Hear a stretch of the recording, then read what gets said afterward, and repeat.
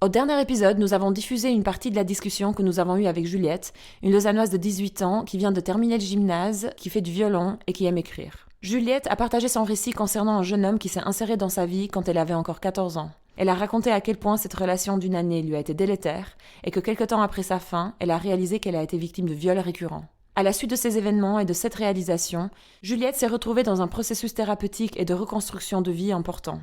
Dans une certaine mesure, ce processus a été lié aussi à des questionnements sur l'état des lieux des procédures judiciaires suisses et sur notre société qui semble ne pas être construite pour la protéger. Ce genre de situation est plus fréquent que ce qu'on aimerait croire, et afin de tenter de mieux comprendre, nous nous sommes approchés d'une avocate et d'une pédopsychiatre, dont les contributions seront diffusées dans cet épisode. Ensuite, Juliette va nous dire ce qu'elle en a pensé, et nous fera part de son expérience avec la culture du viol et les injonctions contradictoires qui pèsent sur sa génération. Je profite de ce message pour remercier Juliette pour son considérable effort et courage, ainsi que les deux expertes, maître Laurence Veya-Kounz et la docteure Alessandra Duc-Maroud, pour leur temps et engagement envers au podcast. En vous souhaitant une bonne écoute, nous allons d'abord à la rencontre de Laurence. Salut Laurence. Hello Lyrsa. Tu es ce soir ici notre invitée experte juridique. Tu es avocate au barreau. Avant ça, tu as étudié le droit et les sciences criminelles à l'Université de Lausanne. Puis tu as travaillé comme greffière au ministère public. Le ministère public, c'est l'autorité de poursuite pénale qui instruit les cas d'infraction, mais on va plus en parler après. Donc actuellement, tu es associée à l'étude Fabreux et Partners. Exactement. Quand on s'est eu au téléphone il y a quelques semaines, tu m'as beaucoup parlé en fait que l'étude où tu travailles n'a pas de couleur politique et toi, tu te définis pas comme une avocate ayant une posture activiste en fait. Exactement. Est-ce que tu veux un petit peu peut-être élaborer là-dessus ? La remarque, je pense qu'elle est importante pour la suite, dans le sens où moi je vais essayer de répondre aux questions de manière la plus informative possible, sans forcément plaider un courant ou un autre, ou une position de victime ou une position de prévenu. Voilà, l'idée c'est que j'apporte des éléments qu'on puisse utiliser en tant que tels et qui ne revêtent pas une couleur particulière. La raison pour laquelle on voulait vraiment avoir une experte juridique au podcast pour cet épisode, c'est que notre invitée Juliette, que nous apprécions particulièrement,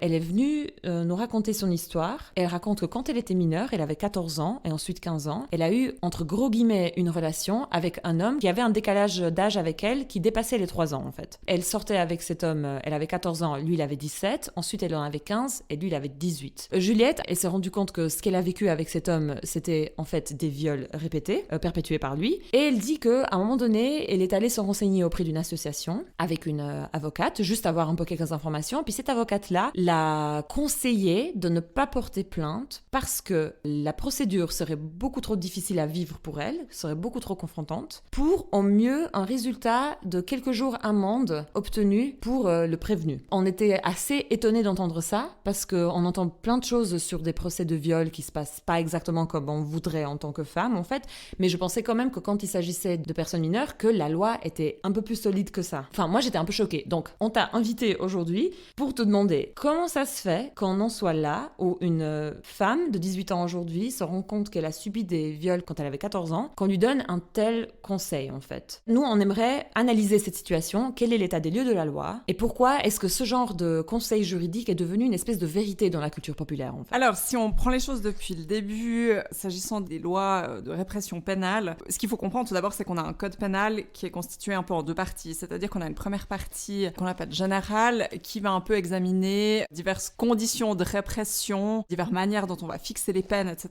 Et puis après, on a une deuxième partie qu'on appelle la partie spéciale, qui contient un catalogue d'infractions. Et puis, en droit suisse, on a un catalogue assez étayé, dans le sens où on a beaucoup de libellés d'infractions différents, selon les actes commis et selon les personnes sur lesquelles ces actes sont commis. Donc, on parle toujours du viol, parce que c'est le plus impressionnant, rien que le mot claque un peu, est très violent. Mais ce qu'il faut bien comprendre en Suisse, c'est que tout ça s'inscrit dans un aspect de contrainte, d'atteinte à la liberté et à l'honneur sexuel. Et puis dans ce sens, le législateur a décidé de faire donc plusieurs catégories, dans le sens où il réprime des actes d'ordre sexuel qui peuvent être commis sur des personnes dépendantes, sur des personnes incapables de discernement ou de résistance, sur des personnes hospitalisées, détenues ou prévenues. Il réprime la contrainte sexuelle dans son absolu, le cas spécial où c'est perpétué sur une femme, qui est le viol particulièrement. Donc le viol peut, en l'état de la législation, d'ailleurs ça va changer, on en reparlera après, mais n'être commis que sur une femme. peine. Après, il y a encore beaucoup d'autres infractions où on s'éloigne un peu, mais il y a l'exhibitionnisme, tout ce qui a trait à l'encouragement à la prostitution, à la pornographie. Donc voilà, c'est assez large. Donc la deuxième partie du code pénal, c'est une espèce de liste qui décrit les types d'infractions et qui ensuite donne des peines correspondantes et... Exactement. Donc il y a une peine minimale et une peine maximale qui est attribuée à chaque type d'infraction particulier, étant précisé que ça se cumule assez vite. Déjà, l'exemple un peu, fellation, acte d'ordre sexuel, pénétration, pénis dans le vagin, viol. Il y a déjà 2 chefs d'accusation. Ce caractère détaillé d'infraction permet de composer vraiment l'accusation en fonction des états de fait qui sont chaque fois différents les uns des autres. Le truc qui choque un peu dans la loi suisse, c'est justement la définition du viol, la pénétration d'un vagin par un pénis. Alors en l'état, ouais. Mais c'est vrai que ce mot de viol, il est quelque part assez emblématique. Il y a souvent ce débat qui ressort où les gens disent « mais j'ai été victime de viol » et puis le juriste dit « non, oulala, mais ça c'est pas du viol ma chère, c'est de la contrainte sexuelle. Ouais. » C'est vraiment des termes, mais ça peut être très mal interprété. Si vous lisez le 20 minutes, le violeur n'est pas un violeur. Ça a un impact culturel Du coup, ça a un problème. Ouais. C'est le premier jalon des problèmes de communication qu'il peut y avoir, notamment entre la presse et puis les justiciables, parce qu'on s'insurge tout de suite. Mais comment ça? Bien sûr que c'est un viol, elle a été violée. En réalité, c'était une sodomie, c'est de la contrainte sexuelle. Au niveau des peines, ça va rien changer. Mais au niveau des peines, ça change rien. Le juge, en l'état de la législation, peut attribuer la même peine. Ok. Le plancher est un peu plus bas pour la contrainte. Et c'est vraiment pas le sujet là aujourd'hui, mais c'est vrai que je voulais juste qu'on touche un mot sur cette définition du viol en Suisse. Ouais, c'est important. Si on fait une gradation par gravité, est-ce que le viol est considéré comme très grave dans le code pénal suisse? C'est quand même dans la fourchette haute.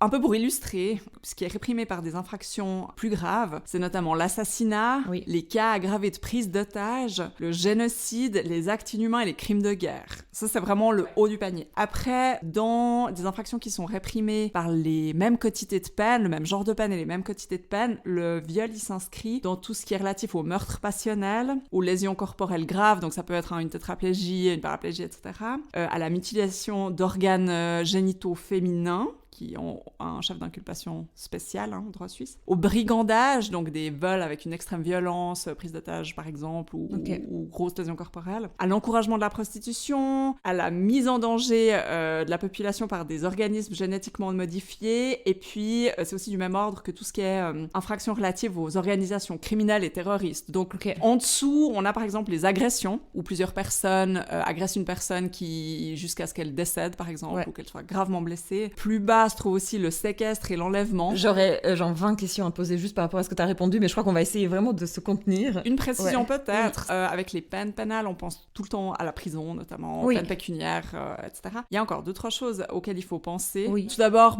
les concours qui sont des cas où les peines se cumulent, comme on en a parlé avant, donc ça prend vite l'ascenseur, donc vous avez une peine maximale pour le viol en tant que tel, mais qui peut être cumulée après selon les autres infractions qui sont réalisées par le même événement. Ça peut être 1 minute qui vous réalise je sais pas, des actes d'ordre sexuel sur une personne dépendante, des contraintes sexuelles et un viol. Pas en 1 minute, quoi.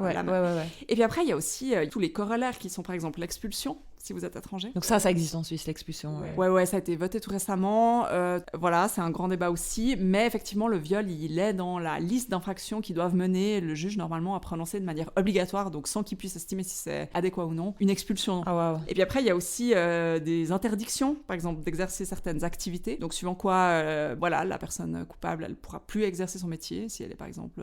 enseignante avec des enfants, avec des jeunes, si c'est en lien avec une personne de cette catégorie de personnes. Il y a des interdictions de contact géographiques, vous pouvez vous faire rayer d'un quartier, quoi. Voilà, la peine, c'est une chose, et puis après, il y a toutes ces mesures qui sont quand même fortement impactantes, quoi. Est-ce qu'on peut aller, s'il te plaît, sur une notion qu'on entend encore une fois beaucoup dans la culture populaire, dans les médias, dans la presse, c'est la fameuse notion de la présomption d'innocence. Est-ce que tu pourrais expliquer un petit peu qu'est-ce que c'est et pourquoi ça existe, quel est son but et comment c'est utilisé? Donc cette présomption d'innocence, elle nous vient de plus haut qu'au niveau suisse. Ça vient de la Convention européenne de la sauvegarde des droits de l'homme et des libertés fondamentales, du pacte ONU. Donc c'est des éléments internationaux qu'on a ensuite évidemment retracés et adaptés à notre sauce en droit suisse. Donc dans la Constitution, autant que dans les lois de procédure civile, pénale, etc. Cette présomption d'innocence, elle s'inscrit dans le droit à un procès équitable, qui donne du coup concrètement des garanties de procédure. Par exemple, le droit de consulter son dossier, le droit d'avoir un avocat, le droit d'être jugé par un tribunal impartial, impartial. D'après ce principe, toute personne est présumée innocente tant qu'il n'est pas condamné par un jugement qui peut plus être contesté. Moi, si je explique ça un peu avec mes propres mots, tu me dis si j'ai bien compris. Juste parce que tu as été accusé de quelque chose,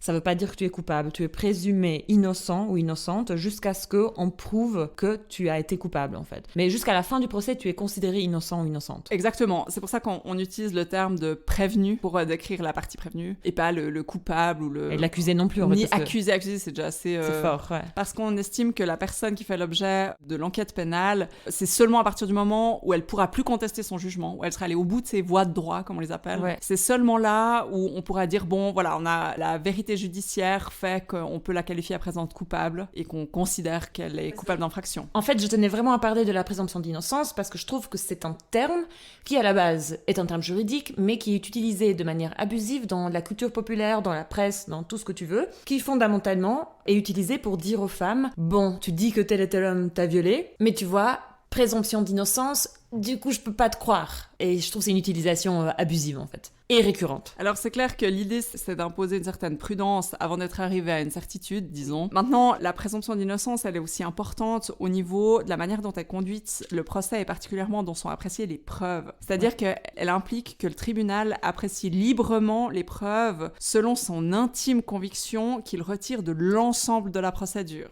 Évidemment, c'est une question compliquée, ça suppose que les magistrats aient déjà des prédispositions requises, et voilà, une considération pleine et entière de toutes les circonstances des faits, le moindre détail est vraiment important. Ouais. Alors ça, c'est dans le cadre de l'appréciation des preuves, et puis dans le cadre du verdict, la loi dit clairement, c'est seulement lorsque subsistent des doutes insurmontables quant aux éléments factuels justifiant une condamnation que le tribunal se fonde sur l'état de fait le plus favorable au prévenu. Doutes insurmontables, la jurisprudence parle de doutes sérieux et irréductibles, c'est-à-dire qui s'imposent à l'esprit en fonction de la situation objective. C'est pas « je n'ai pas voulu le condamner parce qu'il m'a finalement, ça m'arrangeait pas trop ». C'est des notions qui sont beaucoup développées parce que c'est clair que c'est des notions abstraites. On dit ça comme ça, ben voilà, il faut pas qu'il y ait de doute irréductible. Ok, merci. Où est le curseur? Comment on considère non, ça? C'est une grosse question. Voilà. On considère qu'il y a toujours des doutes qui sont abstraits et théoriques et puis qu'une certitude absolue ne peut pas être exigée parce que sinon c'est terminé, c'est même pas la peine, on arrête. Bien sûr. C'est dans ce cadre-là que le juge doit appliquer cette présomption. Si on s'approche un petit peu plus de notre invitée Juliette, en fait, on imagine donc une jeune femme qui réalise, parce que la question de la mémoire traumatique c'est tout un sujet à part, mais elle réalise un jour, elle se rend compte qu'elle a été violée quand elle était encore mineure et elle décide de porter plainte. Imaginons ce cas de figure. Elle va porter plainte, elle va d'abord être accueillie par la police, il y a tout un sujet par rapport aux audiences et comment elle va être interrogée, mais ça on va pas en parler aujourd'hui. Suite à la réception de la plainte, c'est le ministère public qui est représenté par ses procureurs, c'est ça? Oui. C'est elle et eux qui vont décider s'il y aura poursuite, en fait. Sur la base de quoi est-ce qu'on décide s'il y aura poursuite ou pas? Alors, le code de procédure pénale impose que lorsque des soupçons laissent présumer qu'une infraction a été commise, on commence à investiguer. Donc, là aussi, une notion assez large, soupçon et présomption, quoi.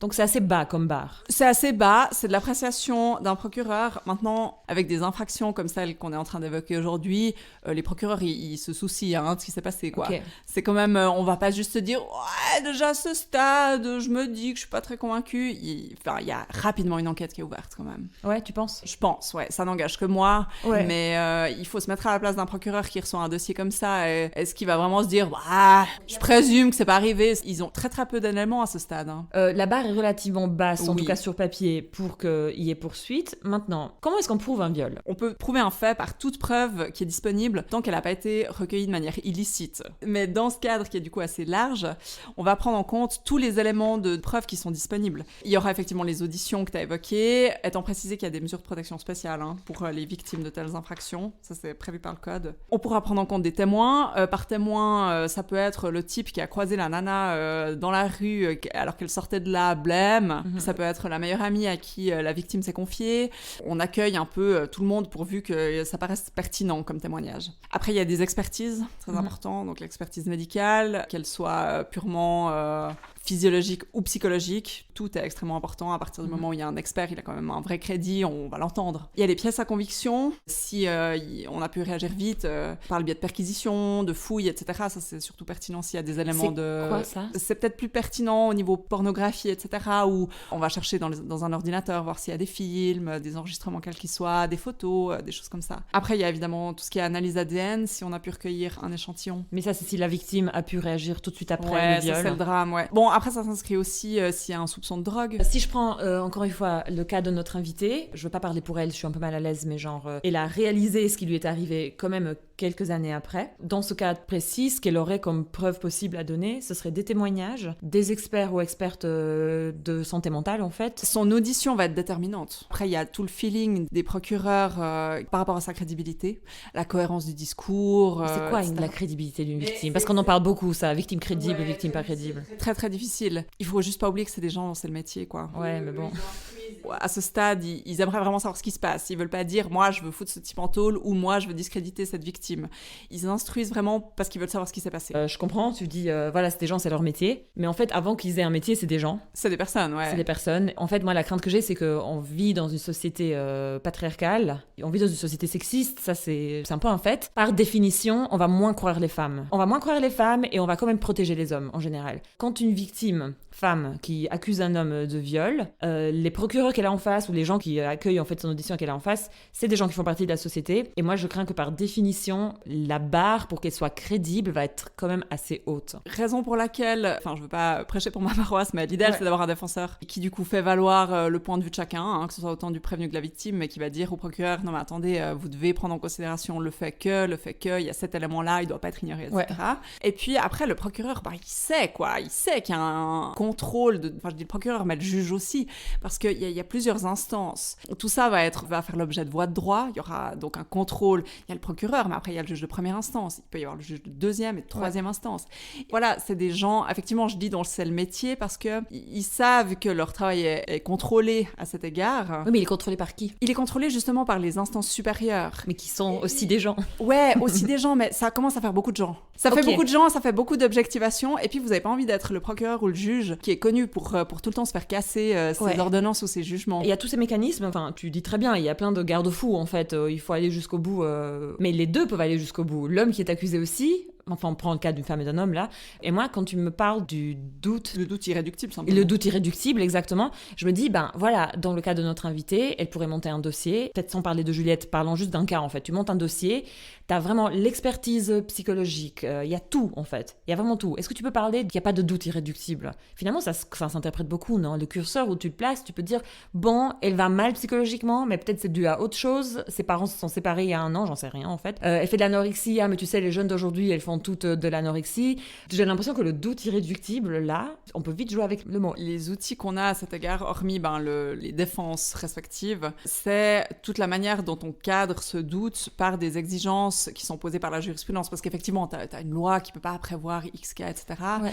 Du coup, c'est très important que la jurisprudence soit prise en considération, donc c'est des jugements qui étayent qu'est-ce que c'est qu'un doute en réalité. Dans ce cas-là, les éléments objectifs, c'est ça. Les éléments où on a peut-être un peu plus de doute, on peut pas trop, on sait pas trop, c'est cela.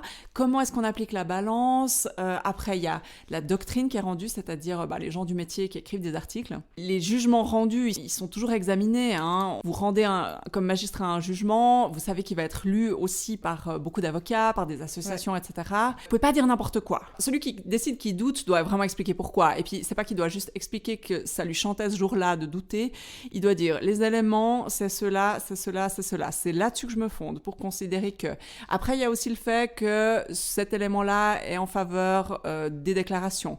Mais ça suffit pas parce qu'il y a trop d'éléments où ça tient pas. C'est très documenté comme doute. C'est pas juste... Voilà. Mais, encore une fois, moi, ma crainte, c'est qu'on vit tellement dans une société qui a banalisé, en fait, la question du consentement et les viols commis par des hommes sur des femmes, que les garde-fous fonctionnent peu. Et c'est là que je vois rentrer en jeu le rôle, en fait, d'avocats et avocates qui auront des postures actives activistes. Parce qu'ils vont aller, comme tu dis, aller lire toutes les décisions et dire non, mais là, vous abusez, là, c'est des biais personnels, là, c'est des biais sexistes, là, Exactement, c'est des biais... ouais, exactement. Mais du coup, c'est un travail activiste important. C'est un travail important parce qu'effectivement, on doit vraiment mettre en lumière les éléments du dossier qui vont dans le sens de la partie qu'on défend, quoi. Et effectivement, plus toutes les sciences avancent, je veux dire, par exemple, cet élément de tétanie qu'on a commencé à reconnaître. Enfin, voilà, c'est super important que les avocats ils invoquent ce genre d'éléments. Parce que, pour faire la parenthèse, donc on connaît la contrainte physique dans la loi du viol, mais en fait, tous les psychothérapeutes vont te dire qu'en cas d'agression, tu peux avoir une réaction de sidération où tu te bats pas, en fait. Et c'est une action de autodéfense du corps. Tu vas te dissocier parce que ton cerveau se protège. Et aussi, des fois, le corps peut avoir une réponse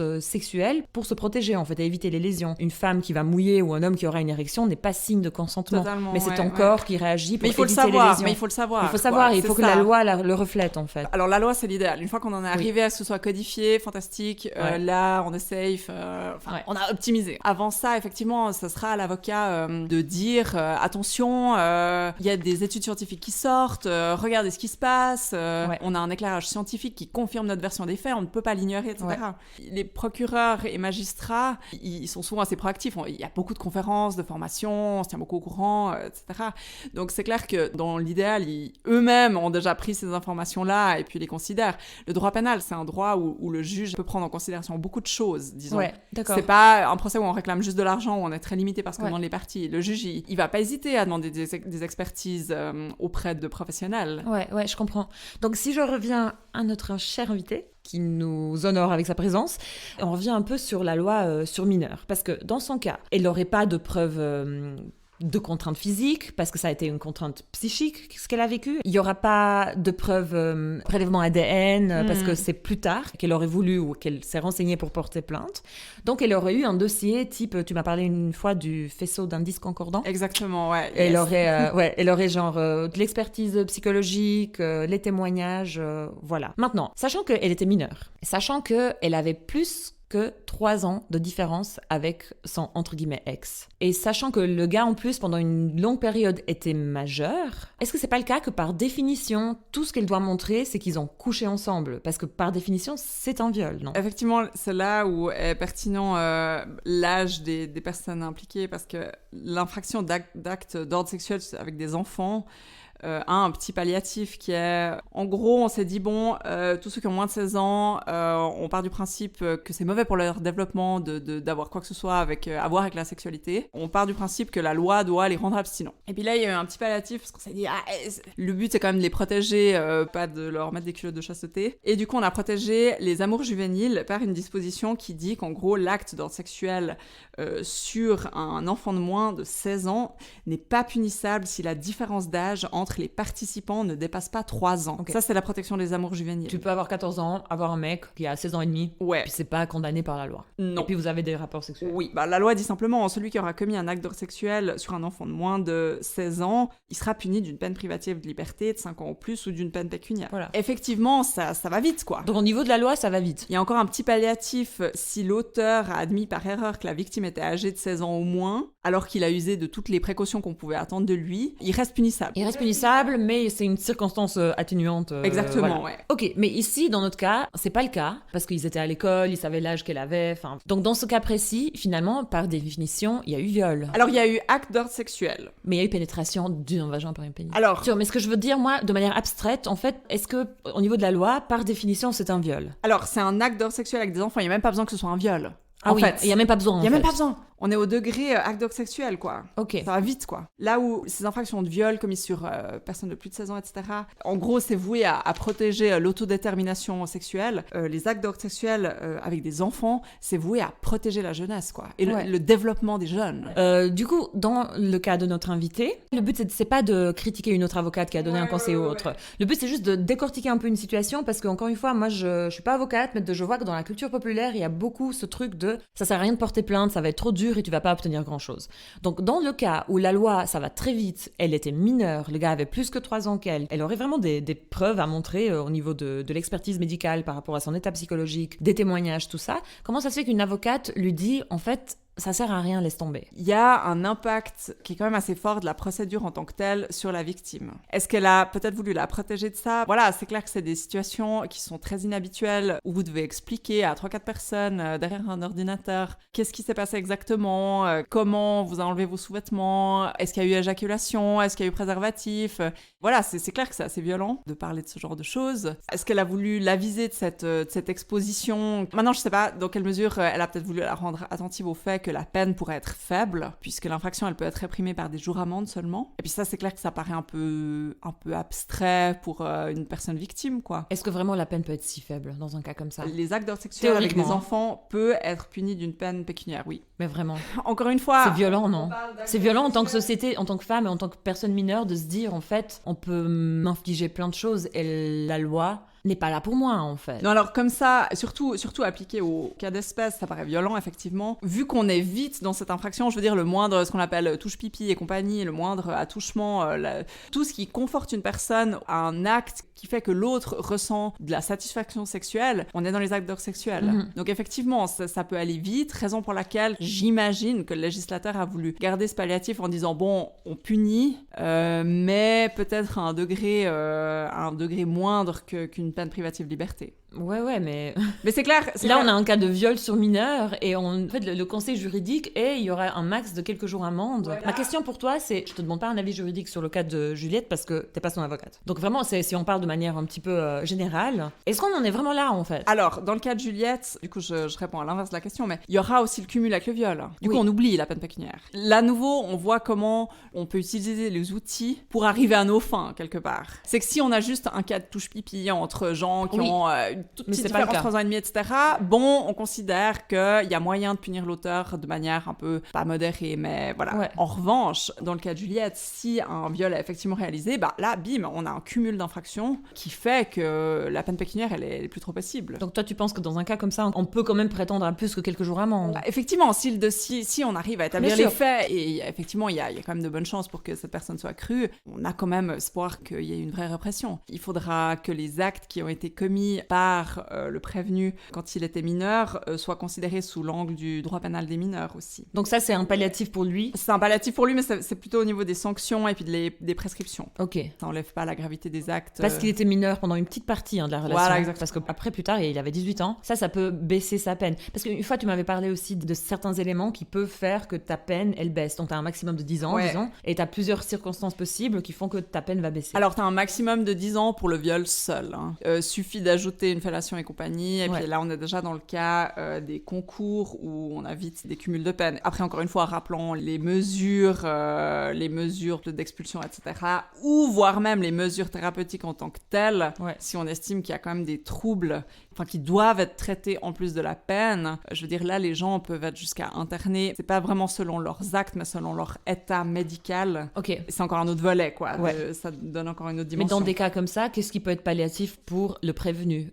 Donc, il y a le fait qu'il était pendant une petite partie mineur. En gros, la fixation de la peine, elle porte que sur la culpabilité du prévenu. Hormis son âge qui va être considéré sous l'angle du droit pénal des mineurs qui a plus de vocation d'éducation du prévenu, même de le protéger un petit peu parce qu'on va beaucoup examiner son cercle familial, relationnel et compagnie, ce qui peut même mener à des placements. Là, après, il y a un régime transitoire pour les anciens mineurs, quelque part, qui va être aussi pertinent où on va naviguer entre le code pénal des adultes et le droit pénal des mineurs. Ça, ce serait le cas, je pense, ici. Du coup, assez important aussi de prendre cet aspect en considération. Et puis après, on va considérer les circonstances atténuantes qui sont applicables aux adultes. Ça peut être une action dans une détresse profonde, agir sous l'effet d'une menace grave, sous l'ascendant d'une personne à qui il devait obéissance et dont il dépendait. Okay. S'il a été, là aussi, oulala, gros débat, induit en tentation grave par la conduite de la victime. Alors là, ça ouvre un spectre, ça peut être atroce. Ouais. Ça peut être atroce. Bah ça, c'est le ding ding ding pour tous les hommes, en fait. C'est ça que je vais utiliser. Pardon, c'est incroyable, c'est le mythe de la tentatrice qui est dans la loi. Ouais, mais encore une fois, là, c'est atroce parce qu'on en parle dans ce contexte de viol. Oui, bien sûr. Il faut vraiment l'imaginer pour tout et n'importe quoi, pour n'importe quel type d'infraction. T'es sous emprise pour un vol. T'es sous emprise, ça peut être juste une histoire de d'atteinte à des intérêts patrimoniaux, etc. Ouais. Là, vraiment, à manier dans des infractions relatives à la liberté sexuelle, ça devient... terrible. planche est tellement glissante, personne n'a envie de parler de ça. Chute libre. Ouais. Mais c'est un dispositif qui existe. Exactement. Après, ce qui peut être pertinent pour des infractions à caractère sexuel, c'est le repentir sincère. Encore une fois, ça suppose que la personne, le prévenu, il soit au clair sur la nature des actes qu'il a commis. C'est déjà la première étape. Repentir sincère, parce que sur le principe, mon avocat m'a dit que ça allait faire baisser ma peine. Ça passe normalement pas inaperçu, parce qu'un juge, il va beaucoup creuser. Il va vraiment essayer d'établir l'état d'esprit. Mais est-ce qu'il a les capacités, un juge, pour faire ça? Non, mais il va peut-être demander à un expert. Mais c'est clair que je vois mal un jugement qui dit à la fin, bon, on doit quand même bien admettre qu'il est désolé, et puis voilà, ça devrait être très étayé, très documenté. Et puis c'est plutôt des choses où, comme avocat, vous préparez ça, voilà, vous savez qu'il va falloir être solide. Mais ça fait quoi? Ça atténue ta peine, ça l'enlève atténue pas. la peine, ouais. Après, il y a aussi l'intérêt à punir qui aurait diminué en raison du temps écoulé. L'auteur n'a pas réitéré des faits pareils.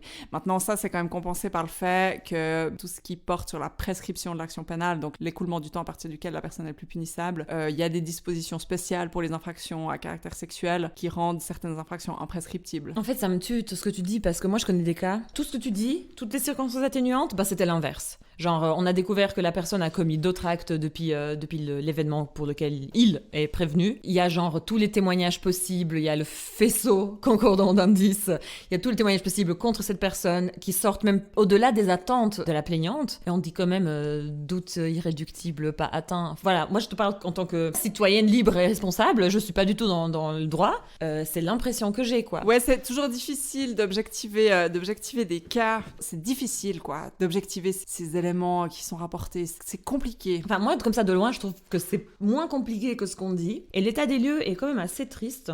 Il y a des statistiques en Suisse. 12% des femmes auraient subi un rapport sexuel contre leur volonté dans la population.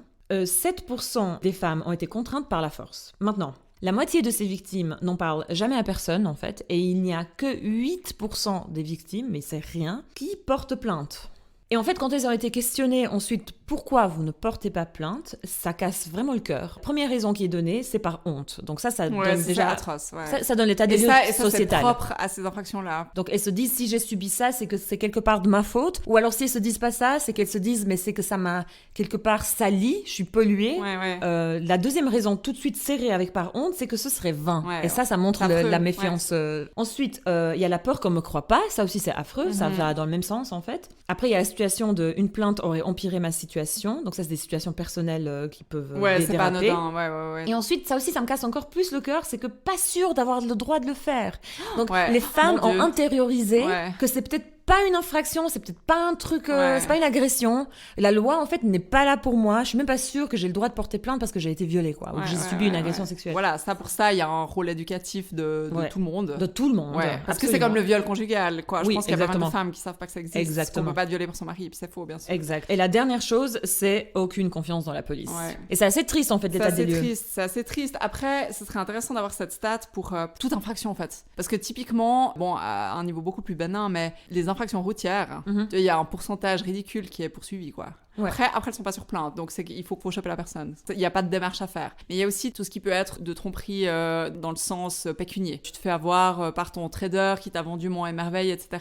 Dans quelle mesure ces infractions, elles sont punies et dénoncées? Parce que là aussi, l'entonnoir, il est assez impressionnant. Entre j'ai été tellement naïf que finalement l'autre ne remplit pas les conditions d'une infraction parce que c'était obvious et puis j'aurais dû m'en douter. Après, il y a la statistique, j'ai pas perdu tant d'argent que ça. Après, il y a la statistique de, j'ai mieux à faire que de porter plainte. Les entonnoirs, ils existent de toute façon. Je comprends ce que tu dis, je comprends qu'il y a des entonnoirs partout et pour des raisons différentes. Moi, ce qui me casse le cœur, c'est qu'il y a vraiment ce côté où on va pas me croire. Alors que si t'as un truc sur la route, on va pas dire on va pas me croire. On va juste me dire le gars, il s'est cassé, je sais pas qui c'est, ça sert à rien. Et même, si je me fais braquer dans la rue, je vais peut-être pas porter plainte pour plein de raisons, mais je vais pas me dire, la police va me dire, t'es sûr que t'avais un porte-monnaie? C'est la nature de ce qui se passe là qui casse le cœur. Parce que qu'il y ait un entonnoir partout, encore une fois, je peux tout à fait le concevoir, mais c'est la nature. C'est une accumulation de tellement de choses qui sont similaires. Ce serait en vain, on va pas me croire, pas sûr d'avoir le droit de le faire, j'ai pas confiance à la police. C'est quand même terrible. Ouais, et puis là c'est en termes de pourcentage, mais certainement que ça se cumule. Et en fait, quand j'écoute des cas comme Juliette, quelque part, j'entends ça de la part de l'avocate. En mode genre, ça va être en vain. elle est dépitée en fait. Ouais. Je la connais pas, encore une fois, j'en sais rien. Parce que tu as parlé aussi, je vais changer un peu je vais prendre un virage. La dernière fois qu'on a parlé, tu m'as parlé aussi du but en fait du code pénal. Et ça, c'est peut-être important qu'on en parle, parce que tu disais le code pénal, son but, c'est pas de s'occuper de la victime, son but, c'est de s'occuper du prévenu. De vraiment tirer au clair, en fait, une situation en s'occupant du prévenu. Et aussi, tu avais parlé de donner l'exemple. Oui. Est-ce que tu peux peut-être un petit peu parler de ça? Ouais, alors effectivement, donc, le principe du droit pénal, c'est la prévention spéciale et générale. Enfin, d'abord, on aimerait faire le point sur la culpabilité de l'auteur. Qu'est-ce qu'il a fait? Est-ce que c'est grave? Est-ce que c'est semi-grave? Où est-ce qu'on en est avec lui? Ensuite, on va prononcer une peine ou une mesure en fonction par prévention spéciale tout d'abord, c'est-à-dire pour le dissuader de recommencer. C'est éducatif, alors douce illusion ou pas, autre débat. Ouais. Et puis la prévention, elle est également générale, c'est-à-dire qu'elle s'adresse au reste de la population. Il faut qu'on sache que c'est pas ok de violer quelqu'un et qu'il y a des conséquences. Raison pour laquelle tout ça est public. Voilà, le jugement va être publié, alors de manière anonyme. Raison pour laquelle aussi il y a des inscriptions au casier judiciaire. Très important aussi. Ça, c'est un peu le but du code pénal. Mais effectivement, là, le droit pénal s'occupe du prévenu. Il s'occupe pas de la victime. La victime, pour ça, elle a la justice civile qui va la récompenser en argent. Donc toi, tu disais, je trouvais ça très important ce que tu disais quand on a parlé au téléphone. Tu disais, en fait, c'est très important de faire le point avec la victime de pourquoi tu portes plainte et de la rendre consciente du fait que, en fait, c'est pas le code pénal qui va s'occuper de ta guérison quelque part. Effectivement, la victime, elle doit être prévenue de ça. L'impact des infractions, des agissements du prévenu sur sa personne va être considéré pour codifier un peu ses prétentions civiles. Par exemple, elle peut plus bosser à 100%, on doit admettre que c'est en lien avec ce qu'elle a subi, etc. On va dire, ok, ça vaut combien tout ça? Ah, ça vaut 30 000 francs. Voilà, madame, votre peine vaut 30 000 francs. Ça, c'est le code civil. Ça, c'est les prétentions civiles qu'on peut faire valoir dans le procès pénal. Mais c'est clair que c'est marginal par rapport à l'objet du procès pénal qui porte sur l'auteur. Au-delà de ça, c'est pas son procès, effectivement, c'est le procès de l'auteur. Donc, quelque part, elle est un élément qui permet de faire condamner l'auteur. En le disant à haute voix, voilà, c'est très dévalorisant pour la victime. Après, il faut qu'elle décide en fonction. Après, elle dit, ouais, mais moi, je veux pas juste être un objet qui sert à faire condamner quelqu'un, je veux... Là, on va commencer à avoir peur. On va dire, ah, mais elle va peut-être pas être entendue comme elle l'entend. Comme elle veut être entendue, En parlant de ça, tu avais aussi parlé, je trouvais ça très intéressant, de ce sentiment de disproportion par rapport à ce que la victime a vécu, ce qui a été très très grave, et par rapport à la peine donnée, il peut y avoir un sentiment de disproportion, et tu avais un exemple de la voiture, en fait. Ouais, j'aime bien sur l'accident de voiture, parce que c'est vrai que beaucoup de gens conduisent, y compris moi, et puis on sait très bien que, voilà, même une fois en juste, je sais pas, regardant le GPS ou quoi, on peut causer un accident, donc un acte qui est très anodin, qui peut arriver à tout le monde, oups, ah là, j'ai pas fait très attention. Tu checkes 2 secondes ton téléphone. Tu checkes 2 secondes ton téléphone, tu sais que t'as pas le droit, tu sais, mais voilà. tout le monde le fait un petit peu. Tout le monde le fait un petit peu, ou alors t'es dans la lune. Voilà. Et accident gravissime, tu tues une famille entière, les répercussions sont atroces. Est-ce que là, on doit te juger pour la gravité de l'acte que tu as commis, donc sur ta culpabilité, qui finalement est un acte assez anodin que t'as pas fait en pleine conscience des conséquences de l'acte? Ou est-ce que tu dois être puni selon la peine atroce que t'as causée à une famille entière, quoi? Et là, il y a une disproportion, c'est atroce, quoi. Et en fait, ça m'a beaucoup parlé, cet exemple, parce que, encore une fois, moi, je sors du tout ce qui est le droit, et j'ai l'impression que ce qui se passe, c'est qu'on peut avoir une victime de viol qui a vécu quelque chose d'atroce, et on a une société qui banalise les actes sexuels commis par des hommes qui vont dire « Ah, mais tu sais... » Par exemple, tous ces a priori, en fait, sociétaux, qui sont genre « Les hommes, ils ont toujours envie de baiser, de toute façon. Ah, tu sais, mais elle a pas dit oui, mais elle a pas dit non. Donc, tu peux comprendre le jeune homme qui est chaud. Ben voilà, il avait envie, puis il était belle, puis elle était en mini-jupe, puis voilà. » Donc, j'ai l'impression que ce que tu décris, qui est un mécanisme quand même, dur à entendre, mais pour protéger des gens qui ont commis un acte... 2 secondes, tu regardes ton téléphone et tu causes la mort de 5 personnes. Là, c'est censé protéger un petit peu la personne qui a commis cet acte, c'est utilisé pour atténuer ce que les hommes commettent, en fait. Et moi, ça me fait vraiment mal. Ouais, maintenant, je pense quand même qu'un prévenu qui entend plaider ça, faut qu'il s'accroche un peu, parce que la première chose, c'est qu'on va lui demander s'il a vécu dans une caverne ces 20 dernières années. Ouais, mais des fois, les juges ont vécu dans des cavernes. J'en sais rien, j'espère pas. J'espère pas, j'ose croire que non. Le juge, c'est lui qui rédige le jugement, et puis c'est lui qui le ramasse sur le coin de la gueule quand ça part en cassation et qui reçoit un jugement de l'instance supérieure qui dit « Alors, on ne comprend pas comment le premier juge a pu croire que rien ne tient, ça va pas du tout, faut qu'il recommence son job. » Si le jugement est simplement cassé, il peut être réformé ou cassé. Soit il est changé, donc réformé, on dit « Si, non, il est quand même coupable. » Ou alors le jugement est cassé en disant c'est tellement mal instruit, le dossier, ça n'a pas été traité correctement, c'est retour à l'envoyeur. et on recommence les auditions, on recommence quoi. Justement, ça a été tellement banalisé comme question et on va tellement peu condamner les hommes parce qu'on va dire oui, elle va mal la jeune femme, mais en même temps lui, le mec, qu'est-ce que tu veux, il avait bu, c'est un homme, voilà. Que en fait, ça engendre des nouvelles lois. Par exemple, en Espagne, il y a une nouvelle loi. Moi, j'ai lu ça que dans les médias, mais que ça s'appelle non, un non, c'est un non. C'est-à-dire, c'est inscrit dans la loi maintenant qu'il n'y a pas de question de contrainte physique, psychique, je sais pas quoi.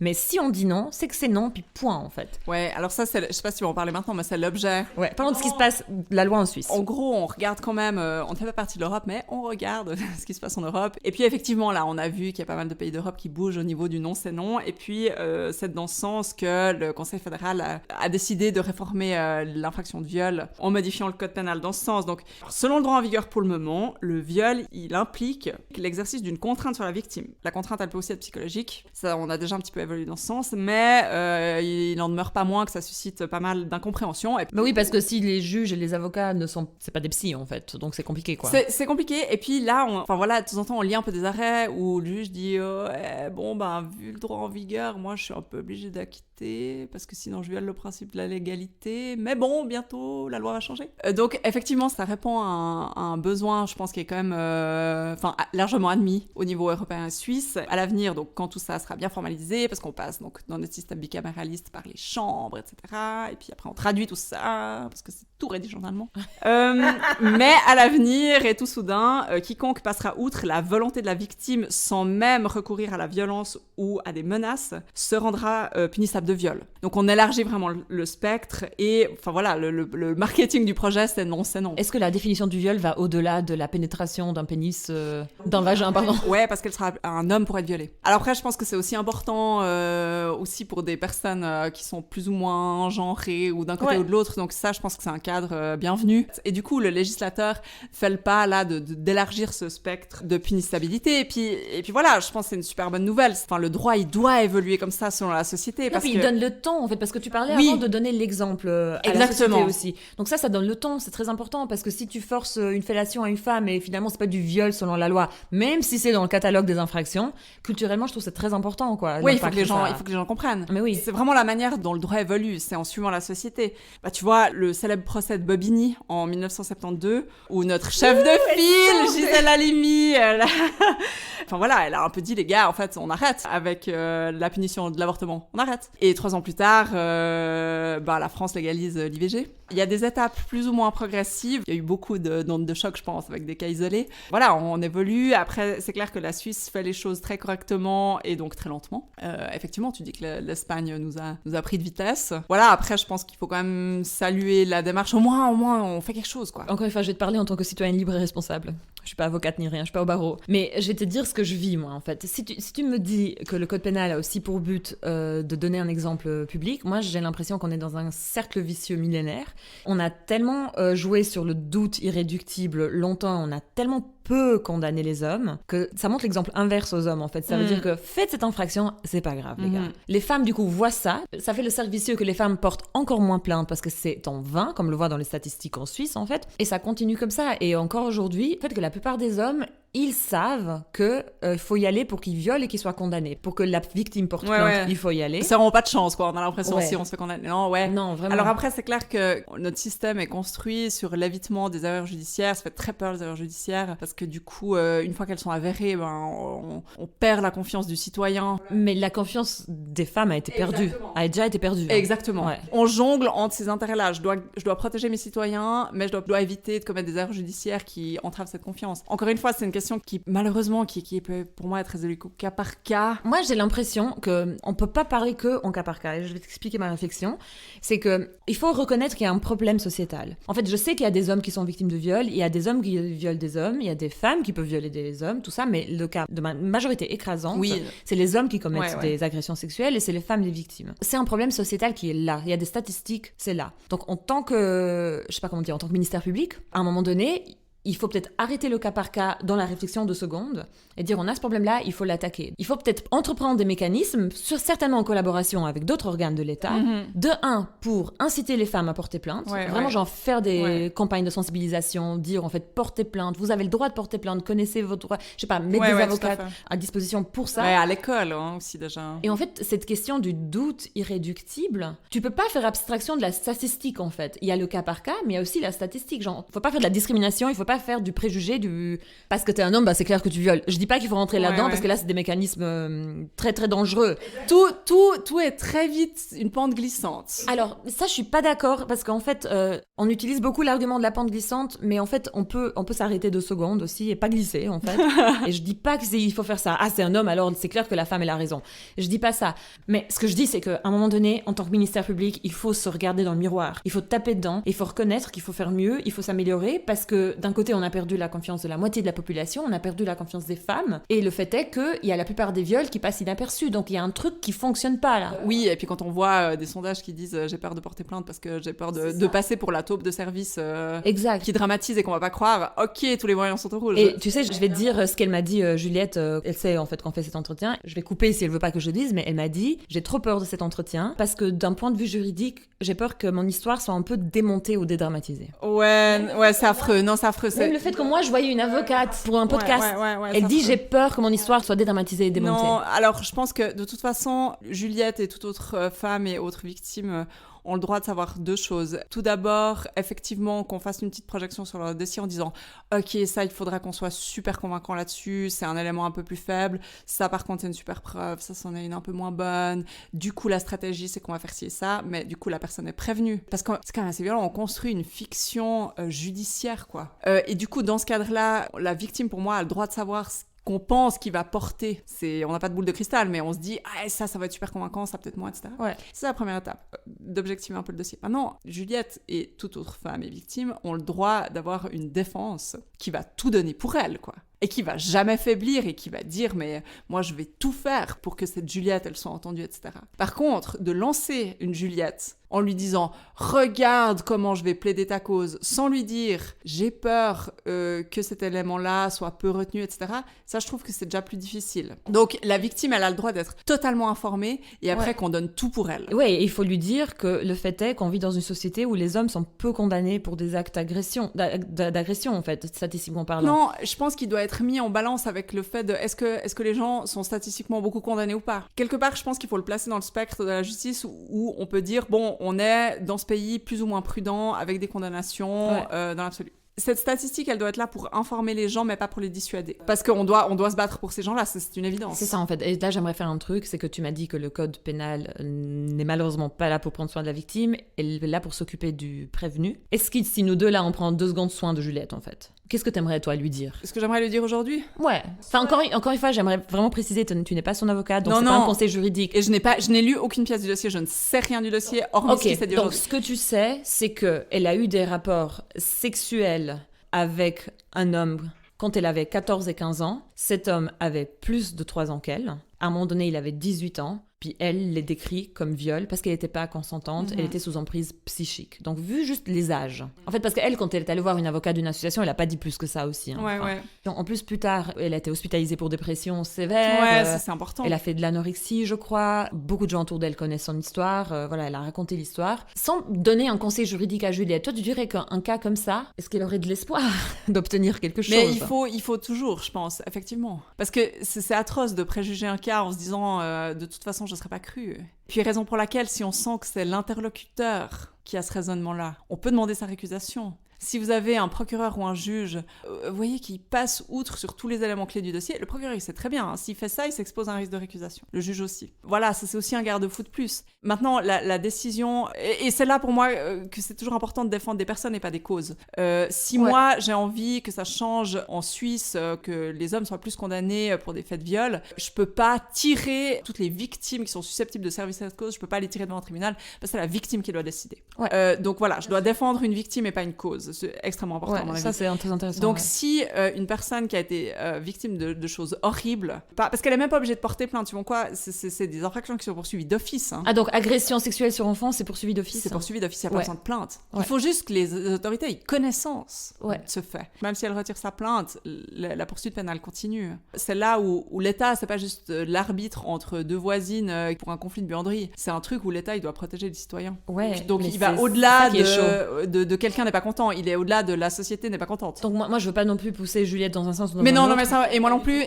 Ouais, mais pas du tout. Vraiment, c'est son choix. Mais en fait, du coup, toi, tu dis, il faut espérer qu'elle obtiendrait plus que quelques jours d'amende. Et je te comprends du point de vue humain et philosophique. Enfin, il faut y croire, il faut espérer, il faut se battre. Mais au-delà de tout ce que toi, tu espères, toi, tu penses que, pas Juliette, mais des cas comme ça peuvent obtenir des condamnations intéressantes. J'ose croire, ouais. Encore une fois, c'est quand même placé en main de procureurs qui ont beaucoup d'outils à disposition. Hein. Ils font des mandats d'investigation à la police, ils interviennent à plusieurs niveaux. Après, c'est clair qu'une fois qu'on est vraiment arrivé au bout de l'instruction des faits, si dans le dossier, il n'y a rien, tout le monde est un peu mal à l'aise, quoi. Il y aura beaucoup de ressentis de la part des magistrats qui vont entrer en compte, raison pour laquelle on entend les gens en audience, on veut les regarder dans les yeux. Et à un moment donné, oui, il y a des biais personnels, il y a des biais sociétaux, il y a des biais culturels. Comment les résoudre ?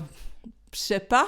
La loi est de son côté quand même. La loi. Alors, je dis pas le processus judiciaire, comment ça se passe. La loi a vocation de la protéger dans sa position. C'est la volonté du législateur. Le législateur, c'est toi et moi qui allons voter, qui lisons des gens qui font des lois, qui réfléchissent beaucoup, j'espère. La volonté du législateur, c'est de protéger Juliette. Ok. Donc ça, c'est là. Puis voilà, on fait ce qu'on peut pour régler de manière générale et abstraite des cas individuels et concrets. Et là, on voit déjà qu'on n'est pas sorti de l'auberge avec ce principe-là, quoi. Non. La loi peut pas régler tous les cas. La loi doit nous donner des outils pour argumenter pour argumenter contre, et puis la loi nous donne le droit à un juge impartial pour trancher, quoi. Donc la loi est là, après le processus peut être très éprouvant. Biaisé. Exactement, et bordélique des fois, et pas aller dans tous les sens. Épuisant, tous les 3 jours un mail de ce vieil avocat qui dit voilà le courrier, faut lire, si vous avez des remarques, faut me dire. C'est beaucoup d'administratif parce que beaucoup de garanties de procédure, toutes les infos doivent circuler, le prévenu a le droit de tout savoir, ce qui est retenu contre lui, etc. Je pense que ça peut ressembler à prendre un job à 10%, quoi, en plus, quoi. Ouais, ça pose des questions d'une dimension, alors que je suis en tout cas la dernière à maîtriser, mais est-ce que ce qui me répare, c'est qu'on me donne de l'argent ? Ça pose la question de... Oui, c'est atroce, quoi. C'est quoi une réparation ? C'est quoi une réparation pécuniaire ? De toute façon, le débat, il devient vite malsain, éthiquement, ça pose beaucoup de questions. En tout cas, je pense que la seule justice pénale n'a pas vocation à réparer une victime. C'est ça. On n'est pas armé, on n'est pas... Ouais. J'ai une autre question, j'y pense maintenant. Pour une victime ou d'autres termes que les gens veulent utiliser, hein, parce qu'il y en a qui n'aiment pas le terme victime, je comprends. survivante, ou il y a plein de termes. Est-ce qu'elle a, à ton avis, intérêt à avoir une avocate comme toi ou une avocate avec une posture féministe et activiste ? Quels sont les pour et les contre ? Très, très compliqué de répondre. Je pense qu'il faut être tout d'abord bien au fait de ce qu'on raconte aux gens, donc être formé et puis être dans une certaine mesure quand même spécialisé ou avoir un peu l'habitude, quoi. Maintenant, il y a le fait de bien connaître ce qu'on fait et puis il y a le fait d'avoir une posture attendue. Je pense que c'est assez délicat et puis moi, c'est peut-être un truc dont j'arrive pas à me rendre compte puis je suis peut-être pas la bonne interlocutrice. Faudrait plutôt que les autorités, etc. sachent. Ce serait dommage que parce qu'une personne, une consoeur ou un confrère plaide toujours les mêmes causes, qu'on se dise ah ouais, ça va être maître machin, de toute façon on sait bien ce qu'il va nous raconter. Ça, ce serait dommage. C'est un peu le risque. J'ose croire que ça n'existe pas, c'est le risque quand même. Maintenant, je pense que mes consoeurs et confrères qui ont une posture connue sont forcément spécialisés, donc ça peut déjà donner une bonne garantie de connaissance suffisante. C'est déjà des éléments de réponse. Il faut juste que les avocats ils aient de la conviction et puis qu'ils aient bien fait leur job de manière approfondie au niveau prise de connaissance, écoute du client pour bien connaître tous les éléments du dossier. Après, à l'avantage, ça peut aussi faire très peur où on se dit oulala, elle va pas lâcher, elle c'est une tenace pour ce genre d'affaires, elle va faire de notre vie un calvaire, on a meilleur temps de bien écouter ce qu'elle dit parce qu'elle va tout voir. Ça, c'est aussi très possible. Je pense quand même que celui qui se spécialise et qui défend un postulat dans des causes pareilles, il y met toute son âme et son cœur et que enfin voilà, c'est quand même super important, quoi. Toujours doivent être défendues les personnes et pas les causes dans l'abstrait. Ça c'est une très très bonne remarque. Je pense que c'est une gymnastique à avoir la connaissance de la cause et la connaissance du big picture, en fait. Ouais, exactement. Par contre, ne pas oublier que tu t'occupes d'une personne et pas de cause ou de notion. Merci beaucoup, Laurence. Merci, Lirza. C'était très intéressant. Merci. Merci de prendre ton temps pour faire ça, de donner du temps au podcast. C'est important. C'était Laurence, avocate au barreau, basée à Lausanne.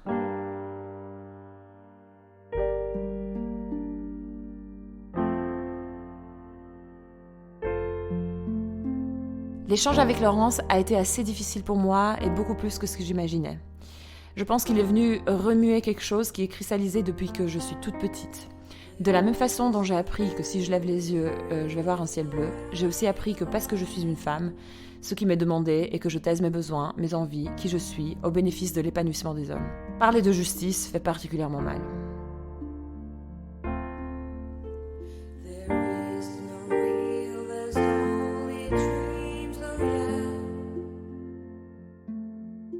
Nous revenons vers Juliette pour qu'elle nous dise comment cette écoute s'est passée pour elle, ce qu'elle en a pensé et en quelle mesure ça a pu alimenter ses réflexions. Alors moi j'étais très mitigée, enfin je l'ai écoutée 2 fois du coup pour être un peu au clair sur ce qu'elle disait. Mais la première écoute ça a été un vrai bouleversement parce que tout d'un coup j'avais accès à des informations que j'avais pas eu la première fois en ayant voir l'avocate en juin 2021. Et du coup ça m'a mis un peu sur le cul de me dire waouh, en fait là je peux juste aller voir un policier et lui dire il s'est passé ça dans ma vie, en fait j'ai même pas besoin de porter plainte et il y aura quelque chose qui va en suivre. Oui, parce que Laurence elle explique qu'en fait même si tu retires ta plainte, si l'État est au courant qu'il y a eu ce genre d'infraction, la procédure peut continuer en fait. Ce sera sans moi, c'est juste un fait qu'elle a et puis voilà. Ça m'a quand même vachement rassurée, mais en même temps, j'aurais eu 2 mois de moins. Je serais née en décembre, que j'aurais pas pu avoir cette opportunité-là, ou lui aurait eu 2 mois de moins, qu'on n'aurait pas eu cette opportunité-là. Du coup, je trouve ça un peu vain, parce que de toute façon, il aurait pas été inculpé pour viol. Et puis moi, c'est ça la partie qui me fait mal. La protection des relations juvéniles, là, que si t'as moins de 3 ans de différence, c'est ça, en fait, il y a un palliatif. Dans mon cas, c'est pas ça qui m'a traumatisée. Ce qui m'a traumatisée, c'est qu'il m'ait violée. C'est pas qu'on ait fait l'amour, parce qu'il y a jamais eu ça, il m'a violée. Ça reste ma plus grande question sur la loi, c'est que pourquoi, alors que avant 16 ans, t'as pas la majorité sexuelle, donc logiquement, t'as pas le discernement possible pour consentir, donc c'est pas du consentement, donc pourquoi c'est pas jugé d'office comme des viols? Surtout quand une victime plaide ça. Et qu'il faudrait passer par les mêmes procédures que si j'avais eu 16 ans au lieu de 14, je suis obligée de passer par les mêmes procédures, donc mon âge ne sert à rien au final là-dedans.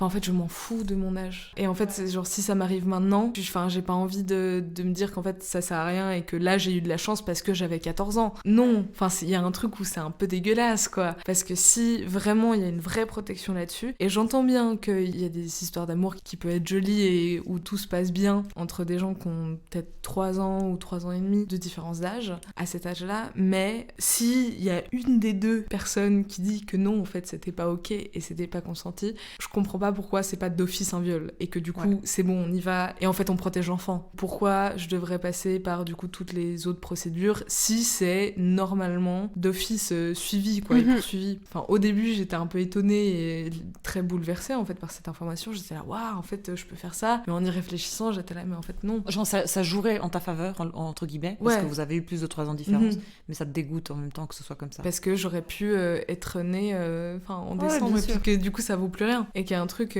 où je suis là mais si ça existe, ça doit nous aider quelque part. Ça doit faciliter les plaintes pour viol parce que oui, c'est logique qu'elle s'est fait violer parce que c'était un enfant. Oui, aux yeux de la loi, elle est considérée comme un enfant. C'était un enfant, c'est un viol. Donc c'est un viol, point. En plus, elle le dit que c'est un viol, donc point. Oui. Et là, il y aura une sentence pour viol. Tandis que si c'est le cas contraire et qu'en fait, non, c'était une relation totalement consentie et puis c'était super, ok, quelques jours d'amende, mais on vérifie bien que c'était consenti et que tout le monde va bien, que personne n'en souffre et que voilà. Et de toute façon, si c'est consenti, il n'y a pas la police et de toute façon, ou... personne porte plainte si c'est consenti. Oui. Donc il y a un truc où ça me dépasse un peu. En règle générale, ça m'a appris beaucoup de choses, par exemple, rien que l'utilité en fait de la présomption d'innocence, mais en même temps je trouve ça un peu dégueulasse. Parce que du coup, comme on en discutait avant, si on décide que le prévenu est innocent, on décide aussi que la victime, que la personne qui porte plainte est coupable et ment. Et ça, c'est ce que j'ai beaucoup observé dans mon entourage avec des personnes qui ont porté plainte pour viol, agression, ou surtout dans des cas comme ça, où c'était vraiment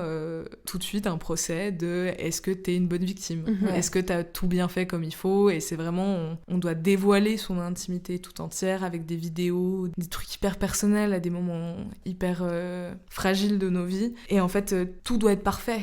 Chaque détail doit être parfait et doit être clean au max parce qu'on doit être une bonne victime, sinon ça va pas. Et moi, ça, c'est aussi un truc qui me dérange parce que du coup, c'est bien que ça existe, cette présomption d'innocence pour tous les droits qu'elle amène, mais en même temps, ça inclut que du coup, les personnes qui vont porter plainte c'est elle les coupables, et du coup on va les pointer du doigt et les malmener pendant tout le procès, jusqu'à ce qu'on se dise ah, en fait peut-être pas, peut-être que c'est elles les victimes et peut-être qu'elles ont vraiment souffert. Ouais. Ça, quand t'as dit ça, ça m'a trop flashé en fait, parce que même si on oublie le sexisme et le patriarcat, on oublie ça 2 secondes. Ouais. En effet, du moment que tu présupposes que le prévenu est innocent, par définition tu présupposes que la plaignante ment en fait, ou est coupable. Du coup c'est un exercice de déculpabiliser la victime, ce qui est violent quoi. En fait. En plus là t'ajoutes des couches de sexisme, on croit pas les femmes, on protège les hommes. C'est ça. Et puis c'est tout de suite, tu mens. Ouais. Et du coup, il y a un truc où si un jour je décide de porter plainte, ce que je pense pas faire, et je pourrais l'expliquer après pourquoi, juste me retrouver dans une salle avec des policiers qui sont là genre haha non mais tu mens. Et du coup prouve-nous que tu mens pas. C'est impossible parce que c'est impossible à prouver un consentement en fait. La plupart des femmes qui ont le courage de porter plainte pour viol, pourquoi elle mentirait quoi? Il y a un truc où c'est qu'on sait à quoi on s'expose, donc à quoi ça sert de mentir en plus. Il y a un truc où... Oui, il y a un espèce de narratif sur lequel apparemment il y a des millions à se faire en accusant des hommes à tort de viol, mais alors que non, c'est plutôt on perd des millions. Mais je sais pas qui c'est, ces femmes viles et hystériques qui mettent à mal des hommes. Quelle femme qui a subi un viol s'est fait de la thune, franchement? Elle en a plutôt perdu en faisant toutes les procédures, en ayant un avocat et en perdant sa dignité, en se faisant humilier devant tout un tribunal. Ça fait pas sens. Et puis il y a un truc pour moi qui du coup fait pas sens non plus dans le sens de porter plainte pour viol, parce que c'est juste de l'humiliation en fait. C'est juste des gens qui sont là et qui sont là, non mais tu mens, on te croit pas. Pourquoi dans cette vidéo t'es en petite culotte? C'est que du coup t'avais quand même bien envie. Enfin moi je vais pas citer qui est cette personne et je pense pas qu'elle écoutera cet épisode, mais j'ai quand même une amie, une personne que je connais qui a subi une agression hyper violente, mais super violente, où à 12 ans elle a subi une tentative de viol en groupe, donc de 5 mecs qui avaient 17 ans. Elle s'est fait tabasser la gueule, elle est allée à la police donc la gueule en sang en disant que voilà j'ai 12 ans, il s'est passé ça, et les policiers qui lui ont dit « Mais c'est des garçons, tu les as bien provoqués !» Boys will be boys. C'est un peu ça. Et t'es là, mais comment tu peux se dire ça d'une enfant de 12 ans et des garçons de 17 ans, au bout d'un moment, merde quoi. Et puis il y a un truc où, pourquoi vivre cette humiliation volontairement pour de la thune? Si on ment, il y a un truc où ça me... Puis quelle thune?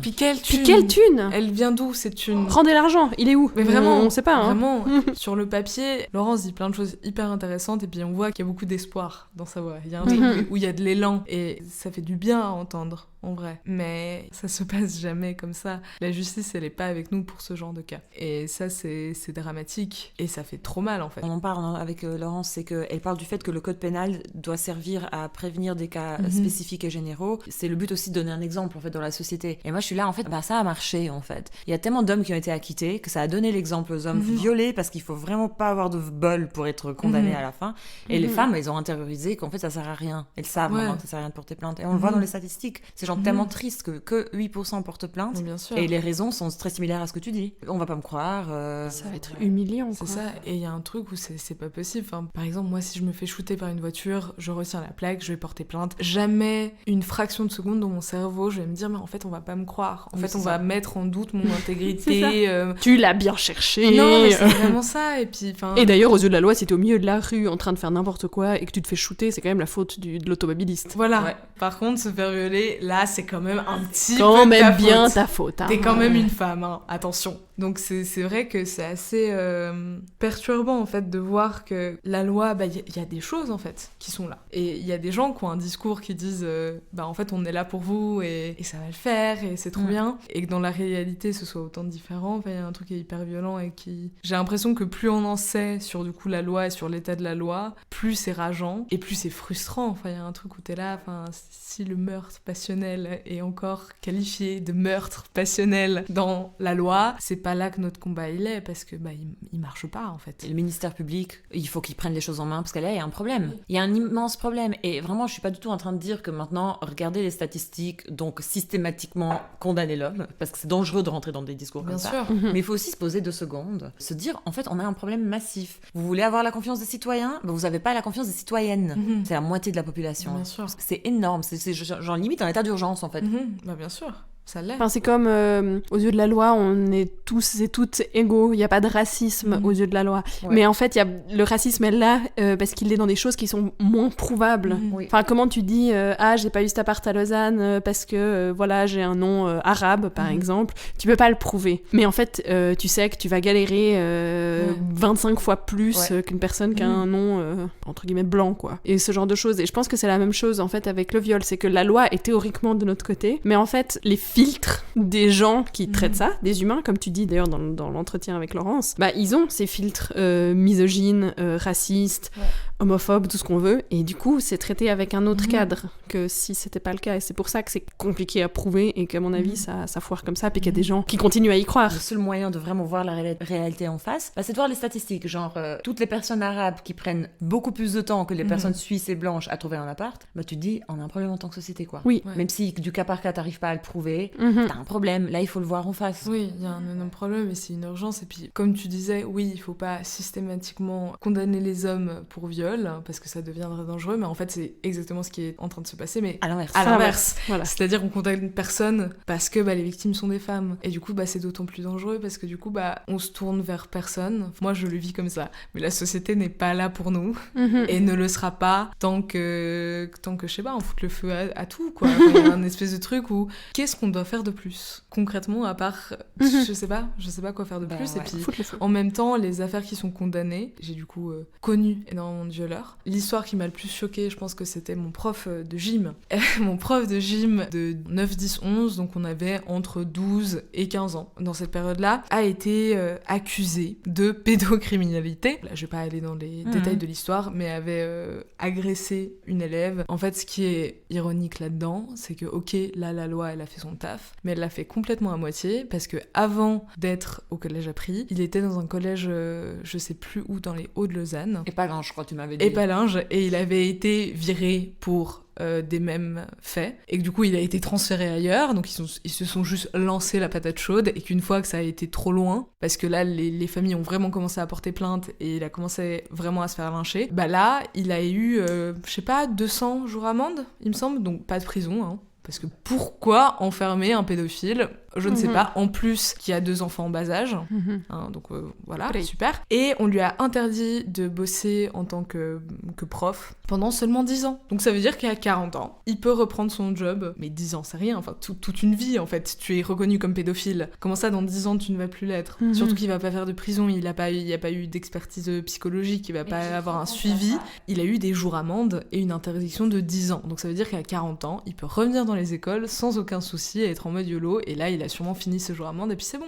J'ai pensé à ça parce que justement Laurence parle du fait que souvent on pense aux peines de privation de liberté, mais il y a aussi de l'expulsion, puis il y a aussi le fait qu'on peut te enlever d'un quartier en fait, ou d'une zone, on peut t'exiler. Et j'ai trop pensé à ce cas, j'étais là, lui on l'a juste bougé de Épalinges à Prilly. That's it, c'est résolu, on se lave les mains. Ouais, c'est ça. Alors qu'il avait violé une fille de 14 ans. L'affaire du doute irréductible, je trouve que c'est un mécanisme très utile. C'est censé, en effet, protéger pour pas que tu sois condamné à tort, en fait. C'est des mécanismes très utiles. Laurence fait la différence entre doute irréductible et le doute abstrait et théorique, qui est reconnu par la loi que ça peut toujours exister. Enfin, tu peux jamais être 100% sûr d'une vérité. Donc, il y a toujours un doute abstrait et théorique. Mais quand on vit dans une société sexiste avec ses préjugés, moi, j'ai l'impression qu'on prend le doute abstrait et théorique, on l'appelle doute irréductible dans le cas du viol. Si toi, tu portes plainte, t'auras l'expertise des médecins, t'auras l'expertise de ta psy, t'auras les témoignages de plein de gens, t'auras cet épisode de podcast, t'auras tellement de trucs en fait, mais on va dire ouais mais doute irréductible n'est pas atteint parce qu'il y aura toujours un doute théorique en fait. Ça se peut toujours que t'as fait une dépression pour une autre raison, ça se peut toujours que t'as été anorexique entre guillemets pour une autre raison, et on joue avec ça. Moi j'ai l'impression que ça c'est un garde-fou qui fonctionne pas, quoi. Ah mais ça ne fonctionne pas du tout, alors que ça fonctionne très bien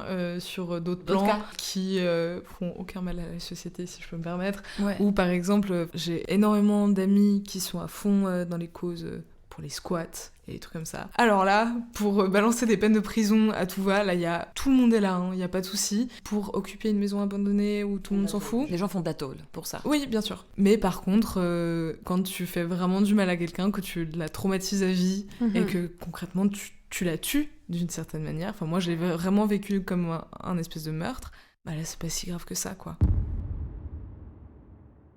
Bonjour, merci beaucoup de m'avoir invitée et félicitations pour ce podcast. Je m'appelle Alessandra Duc-Maroud, donc je suis pédopsychiatre et thérapeute de famille et je travaille dans une unité qui dépend du CHUV qui s'occupe de violences intrafamiliales. Merci beaucoup de m'accueillir dans votre cabinet aujourd'hui. Je vais essayer d'être succincte. La question que j'ai pour vous vient de quelque chose que j'ai l'impression d'entendre souvent quand on parle de procès pour viol.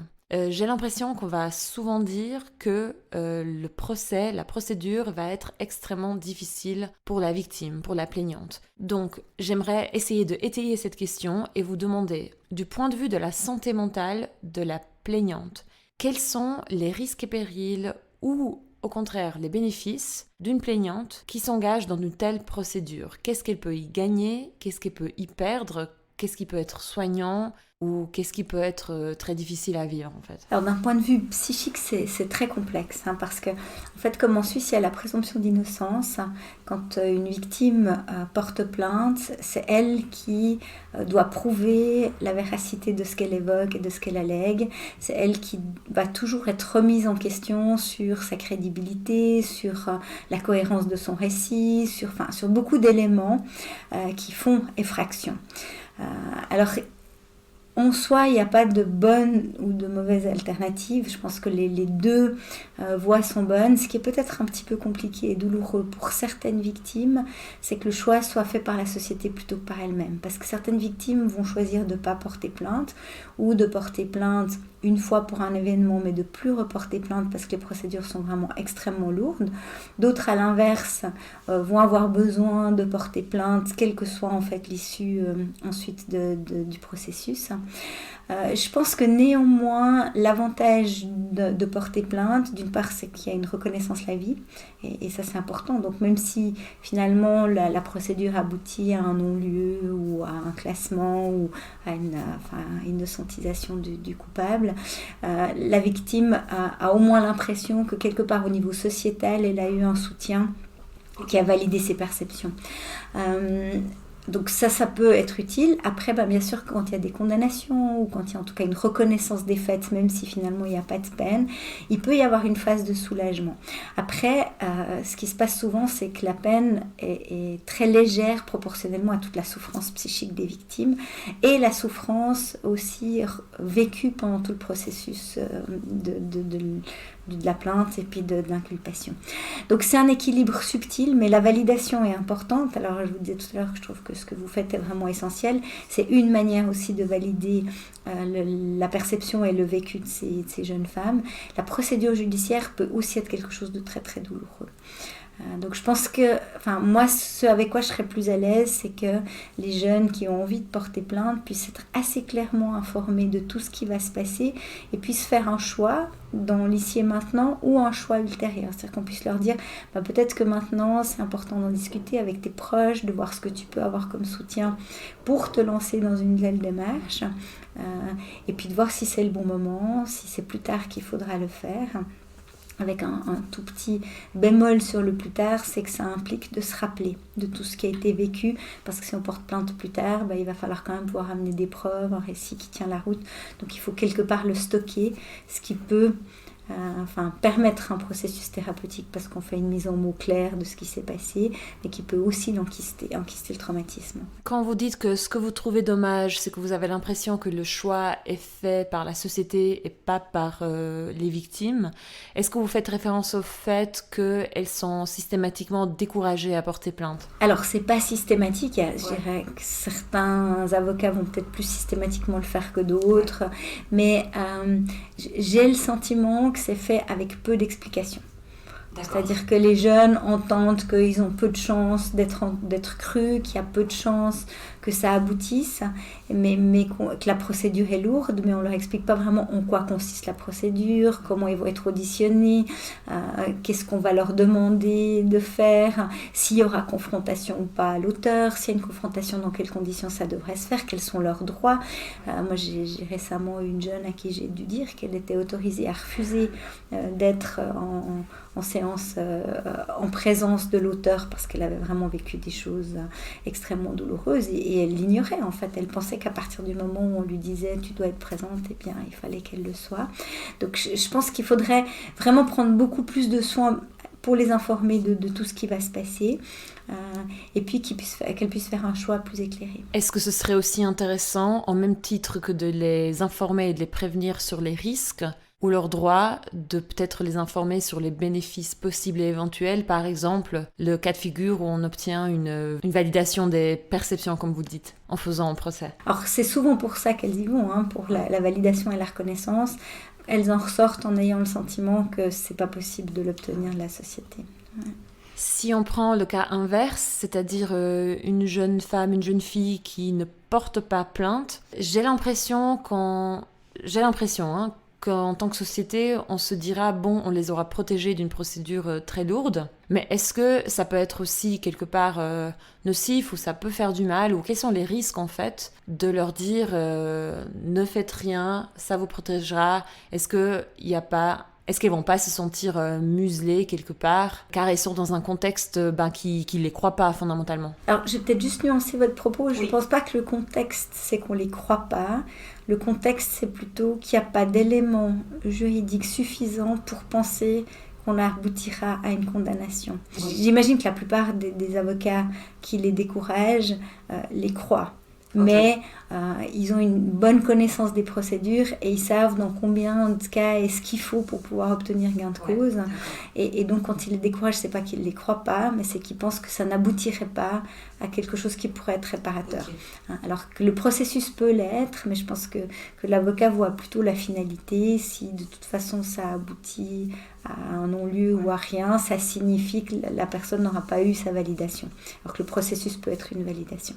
Je pense qu'il y a aussi le risque alors de se sentir non reconnu, et je pense que votre formulation le montrait, c'est-à-dire d'avoir l'impression qu'on ne la croit pas, alors que ce n'est pas forcément pour ça qu'on la décourage.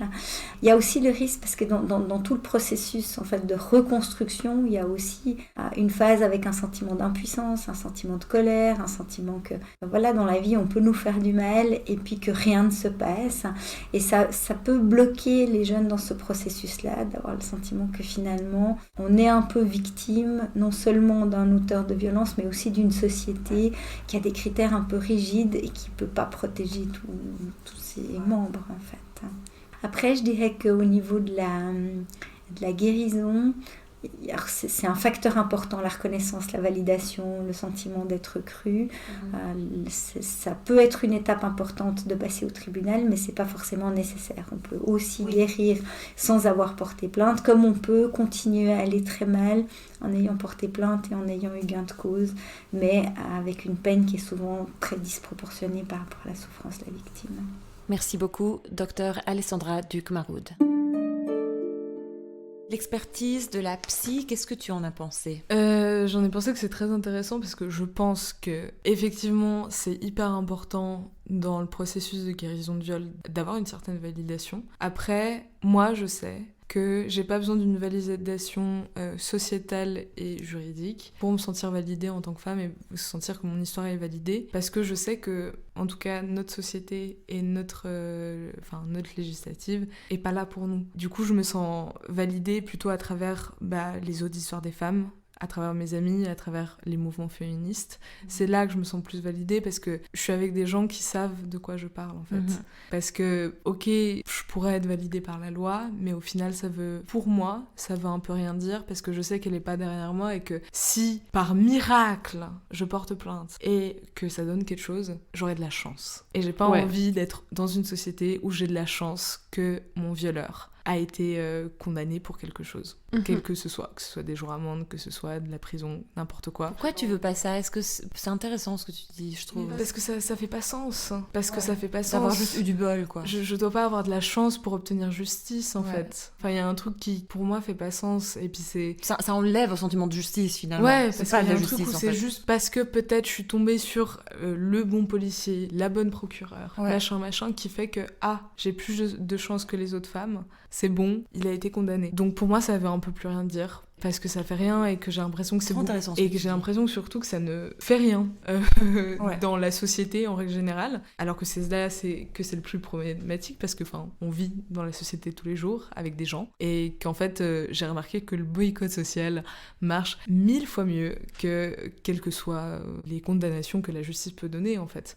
Parce qu'il y a un truc où crier aux diffamations, ça c'est très simple et tout le monde le fait. Enfin, tous les violeurs que j'ai pu croiser dans ma vie l'ont fait sans aucun problème. Mais par contre, quand il y a boycott social, là c'est un peu plus dur de tenir tête et de faire le fier. Et c'est ça qui marche le mieux en fait, et on en est à là. On en est à faire justice nous-mêmes, mais au final, si c'est ça qu'il faut pour qu'un jour la justice se réveille un petit peu et se dise « Ah, mais là il y a vraiment une urgence peut-être », bah c'est ce qu'il faudra quoi. Qu'est-ce que t'entends par boycott social ? Comme j'ai dit plusieurs fois là jusqu'à maintenant, j'ai connu énormément de violeurs, surtout dans mes super amis. Et récemment, donc cet été en fait, on a appris qu'un de nos amis très proche, avait violé une de nos amies. Et du coup, ça a été une catastrophe pour nous, parce que du coup, comment on gère ça en tant qu'amis ? Donc il y a eu plusieurs cas de figure. Les gens qui sont tout de suite boycott de « Ok, ce mec, il se casse de ma vie. » Et c'est mort. Je veux plus jamais le voir, je veux plus jamais en entendre parler. Il se casse. Et il y avait le cas de figure de « Oui, mais c'est mon pote depuis un moment. Oui, mais il est triste, parce que du coup, il a plus trop d'amis. Oui, mais machin. » Et du coup, c'était assez intéressant, en fait, de voir ce genre de réaction, alors que je fais quand même partie d'un milieu très féministe, enfin, qui se dit très féministe, très progressiste, qui vit particulièrement des violences quotidiennes, sexistes, et enfin, j'ai pas une femme autour de moi qui n'a pas une fois vécu une violence sexiste ou une agression. Donc c'est quand même un milieu qui est vachement concerné par ce genre de sujet. Donc c'était assez intéressant que même dans ce genre d'environnement, il y a quand même des gens qui arrivent à trouver des excuses aux violeurs et qui sont là. Je l'ai entendu pleurer l'autre jour. Il est vraiment triste. Donc faut pas que j'arrête d'être amie avec lui. Mais alors que ça a quand même bien marché pour lui donner un peu une espèce de leçon. En fait, t'as fait quelque chose de vraiment grave. Vous avez fait quoi ? Vous avez arrêté de le voir ? Vous l'avez... On avait un collectif, tous ensemble, de musique. Il a été complètement jarté de ce collectif. Et en fait, le mot s'est répandu. C'est-à-dire que maintenant, tout le monde sait un peu que ce mec-là, c'est un violeur. Et ça marche quand même pas mal. En fait, qu'ils se rendent compte que ces actes ont des conséquences. C'est qu'il a perdu tous ses potes. Lui qui était un peu le roi, et qui avait plein de potes depuis très longtemps. Même une de ses meilleures amies, et ils se connaissaient depuis qu'ils étaient bébés. Elle n'a pas hésité à couper les ponts avec lui, et ça a été quand même un gros coup. Que les gens n'ont pas hésité à... Ouais, c'est clair, mais c'est les femmes qui ont surtout fait ça. Après, les mecs, ils se sont bien trouvé des excuses. Mais, Donc il y a des mecs qui sont restés potes avec lui ? Bien sûr. Enfin, j'ai un ami qui est resté pote avec lui à un moment, et moi je comprenais pas parce que cet ami est quand même très sympa et voilà quoi, il nous connaît. Et puis il y a un truc où quand t'es dans un groupe d'amis où la majorité des filles se sont déjà fait violer ou agresser, tu fais pas ce genre de choses, voilà, tout simplement. Et j'avais beaucoup discuté avec lui et c'est vraiment de la non-compréhension quoi. On lui cherche des excuses, oui mais il est triste, oui mais là il est exclu, moi j'ai déjà vécu l'exclusion, c'est horrible de vivre ça. Oui, mais machin, oui, mais... Le viol, c'est horrible de vivre ça. Hein. Ouais, et ça, c'est pas parce qu'il a perdu ses potes qu'en fait, il s'en fout, quoi. Et puis, il pensait que c'était un complot contre lui. Enfin, vraiment, c'est parti très loin, quoi. Mais... Quand on s'est vu la première fois, justement, t'avais dit la phrase « J'ai connu énormément de violeurs dans ma vie qui m'avait vraiment frappée. Parce qu'on entend les statistiques, une femme sur 10... a été violée, donc t'entends aussi qu'un homme sur 10 viole. Et moi, souvent, je regarde autour de moi et je me dis, je suis dans une salle avec 20 personnes, il y en a 2, en tout cas, qui... Voilà. Et toi, j'avais l'impression que t'avais comme un aperçu dans les coulisses, en fait, et tu vois, t'es face à la réalité. Quelque chose a fait que t'as vraiment des lunettes particulières et que tu vois ça dans la société, en fait. Et j'ai trouvé ça aussi intéressant pour faire des liens avec des questions de génération. Parce que récemment, ça me frustre très franchement, en fait. J'ai eu plusieurs fois des gens qui me disent, quand on parle de sujets de sexisme, ils me disent, mais moi je suis persuadée que c'est la future génération le futur. Et moi déjà ça m'agace parce que je suis là, déjà bien sûr que c'est eux le futur par définition. C'est dit dans plusieurs contextes. Souvent c'est des parents qui parlent comme ça de leurs gosses, ou c'est dit aussi de manière sociétale, mais c'est la nouvelle génération qui va changer les choses. Et moi je suis là, déjà il y a quelque chose du dédouanement qui m'énerve là derrière. On se lave les mains, quoi. Ouais, des parents qui disent mes enfants vont changer les choses, c'est que toi t'as décidé de te laver les mains, tu vas plus faire d'efforts, et par magie, tes enfants qui vont grandir un peu dans un contexte différent parce que d'autres gens se sont battus, mais pas toi. Du coup, bien sûr qu'ils seront exposés à autre chose, ils vont être différents par magie, ils vont solutionner le monde. Ça m'agace. Et le deuxième truc qui m'énerve un petit peu, ou qui me frustre, ou je sais pas, en fait, c'est ce truc que la nouvelle génération ne sera pas différente par magie, en fait. Non. C'est que si tu l'éduques différemment, elle va être différente. Mais si toi, tu fais rien, elle va pas être différente, en fait. Du coup, comment tu peux dire que c'est ton gosse qui va résoudre les choses si toi, tu changes pas, en fait? Ouais, ça n'a aucun sens. Et du coup, je voulais te demander ce que tu en penses, parce qu'en effet, donc, t'as 18 ans aujourd'hui. Déjà, si on parle même pas de crise climatique, on parle juste de MeToo. Ouais. Toi, t'avais 12-13 ans quand il y a eu MeToo. Donc bien sûr que ça a un impact. Bien sûr. Je vois bien genre que votre génération, vous êtes informés et sensibilisés plus tôt. Qu'est-ce que ça fait concrètement toi, comment tu vois ça en fait? En fait, ça fait que du coup, tout le monde est politisé beaucoup plus tôt et a des avis bien ou très problématiques beaucoup plus tôt. Ce qui fait que moi, je sais qu'à 15 ans, moi, j'étais déjà très politisée, très militante, très activiste et mon groupe d'amis l'était aussi. Très fort. Mais le truc qui est un peu dangereux, en tout cas, enfin moi je fais quand même partie d'un milieu entre guillemets progressiste, très de gauche sur tous les sujets politiques possibles et du coup forcément très féministe. Ça donne beaucoup de force en tout cas pour empouvoirant. Ouais, empouvoirant. C'est ça le terme qu'on utilise. je sais pas si ça se dit. On va dire que ça se dit. Oui. C'est très empouvoirant et en tout cas pour moi ça l'a été beaucoup et pour les femmes qui sont autour de moi ça l'est beaucoup parce que du coup aussi ça nous laisse avoir des vrais avis en fait sur les gens qui nous entourent et aussi un vrai avis critique de se dire mais en fait les adultes, ces gens qui nous disent qu'on doit sauver le monde et sauver la planète, mais qu'en même temps, on est quand même vachement des petits merdeux. Et on n'en sait rien, parce qu'on est trop jeune pour avoir un avis politique. Mais c'est vous qui allez changer le monde. Mais on va changer le monde. Mais on est encore trop jeune pour avoir des avis politiques. C'est l'argument phare de « on est trop jeune, du coup on sait rien de la vie, on n'a encore rien vécu, donc ferme ta gueule ». Mais tu vas quand même sauver le monde. Donc c'est facile de faire le tri du coup pour nous sur les gens très cons et sur les gens ok on les aime bien. Il y a un truc où ça se fait du coup beaucoup plus rapidement et beaucoup plus instinctivement j'ai l'impression. Mais c'est aussi un peu trop illusoire dans le sens que je sais que pour moi c'est compliqué de me dire qu'il y a des gens qui ont mon âge et qui sont de droite, ou qui sont sexistes, ou qui sont racistes, ou qui sont transphobes. Pour moi, ce n'est pas possible, parce que justement, je suis dans un milieu qui est tellement politisé, que du coup, d'en sortir, t'es là un peu genre « Ah, mais en fait, ça va pas du tout !» Parce qu'en fait, les gens, il y a 2 générations, du coup, qui sont nos parents, ceux qui étaient racistes, homophobes, tout ce que tu veux, ils éduquent leurs enfants en tant que parents qui votent à droite. Et du coup, ça donne des enfants qui ont plutôt tendance à voter à droite et avoir des idées de droite. Du coup, il y a rien qui change concrètement. C'est juste que j'ai l'impression que nos avis sont plus radicales, peut-être. Parce que du coup, j'ai l'impression qu'il y a un fossé de plus en plus grand qui est en train de se créer entre des jeunes qui sont là, mais en fait, notre génération, c'est vraiment l'enfer sur Terre, avec des propos hyper transphobes, xénophobes, tout ce que tu veux, un espèce de retour aux conservateurs, mais hardcore. Et en même temps, les autres qui sont là, non mais tout le monde a le droit d'être qui il veut, puis on est à fond, puis on va se battre pour nos droits, puis pour le droit de tout le monde et tout.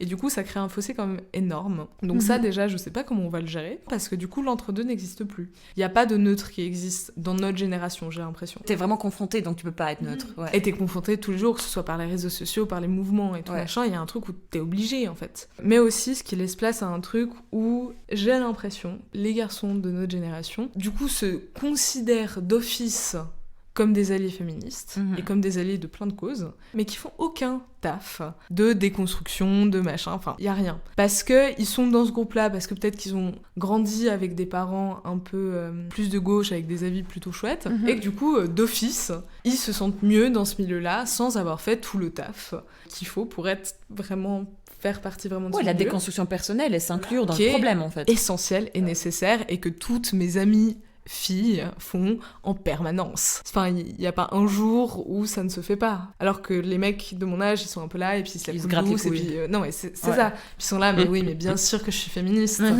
Mais au final, ça veut plus rien dire, un mec qui est féministe maintenant. Parce que t'es là, tous les mecs de mon âge sont féministes. Mais en même temps, je connais au moins une dizaine de mecs de mon âge dans mon groupe qui ont violé et agressé des gens.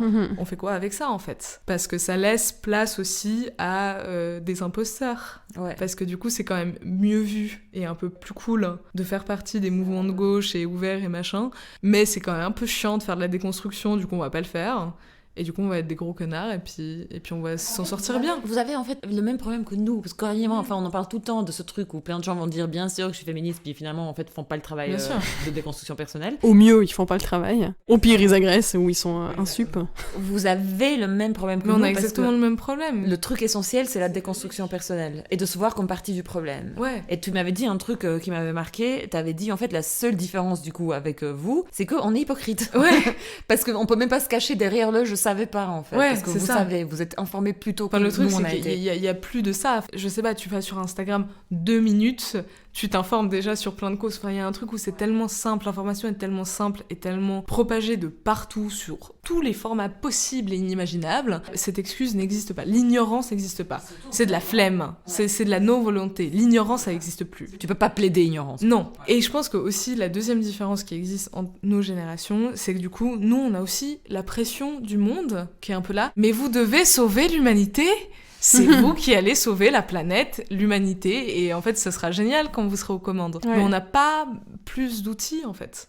On n'a pas plus d'outils, et puis on est juste là, ok, mais en même temps, on se fait pas écouter. Il y a toujours ce truc de « je suis plus âgée, du coup, je sais plus de choses que toi, petite personne de 18 ans, et du coup, je vais te chier à la gueule. » Alors ça, ce schéma, il existe toujours et existera sûrement toujours. On se fait pas prendre au sérieux du tout, on est juste des petits jeunes de merde, et on fait chier la société. Et puis voilà, mais en même temps, on doit sauver le monde. Qu'est-ce qu'on fait ? Parce que si vous vous y mettez pas, et qu'on attend que nous, on ait un âge, entre guillemets, crédible, pour qu'on ait un peu une toute petite influence sur votre monde à vous, bah on sera déjà tous foutus, quoi. Enfin, il y a un truc où alors on doit attendre que vous creviez tous. C'est quoi l'y faire ? Ça veut dire quoi, c'est nous qui allons sauver le monde ? Ouais, c'est ça, c'est vraiment juste, on nous met le problème dessus, et on se dit non mais c'est bon, eux ils vont gérer, alors que concrètement, enfin, ce sera encore le monde des autres générations, jusqu'à que moi j'ai, je sais pas, peut-être 50 ans. Le temps que tout le monde soit à la retraite et meurt, enfin, il y a un truc où... Et arrête de voter. Enfin ouais, c'est ça, quoi, il y a un truc... Mais ouais, c'est que arrêtez de voter. Ça va pas changer grand-chose, en fait. C'est juste, nous, on a une pression internationale de sauver l'humanité. C'est votre rôle de génération, et puis après, on verra. Moi, je sais que dans mon milieu, il y a beaucoup un mouvement de... Mais en fait, on laisse tomber. En fait, on va pas faire de gosses. On va pas...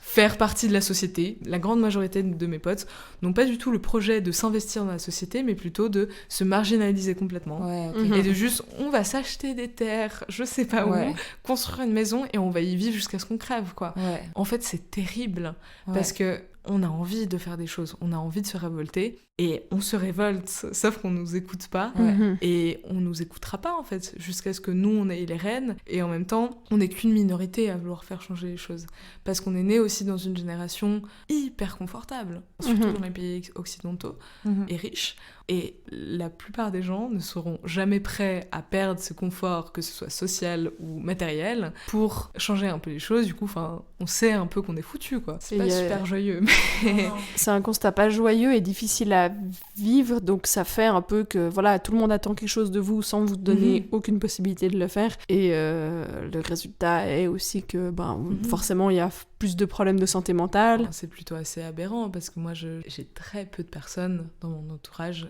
qui souffrent pas de maladie mentale, alors que j'ai pas un entourage en particulier, quoi. C'est juste mes amis, des gens qui font des études et des gens qui vivent, en fait, et qui sont touchés par des causes sociales, et que juste, en fait, c'est impossible, quoi, parce qu'il y a de la peur, surtout en tant que femme, et j'imagine même pas en tant que femme noire, que femme arabe, ou quoi. Enfin, ça, je peux même pas imaginer la frayeur que ça doit être, mais déjà, juste en tant que femme blanche, il y a un truc où moi, j'ai peur tout le temps, parce que je sais que, du coup, les violeurs, ils sont... Même dans les cadres progressistes de gauche qui se disent féministes, ils sont là. Et c'est pas une histoire politique, en fait, c'est juste une histoire sociale. Et ça a jamais été politique parce qu'on n'est pas à des sujets politiques. Le meurtre, ça a jamais été politique. Donc pourquoi tous les autres crimes, ça l'est ? Enfin, il y a un truc où on s'enferme dans des trucs illusoires, où on est là, mais ok, dans les mouvements de gauche, en fait, c'est bon, on est safe. Non, on n'est pas safe du tout. J'avais vu une fois circuler sur Instagram des comptes féministes qui balançaient, en fait, des mecs activistes et qui parlait du phénomène du prédateur activiste, en fait, qui s'infiltre dans des milieux activistes, qui se cache en féministe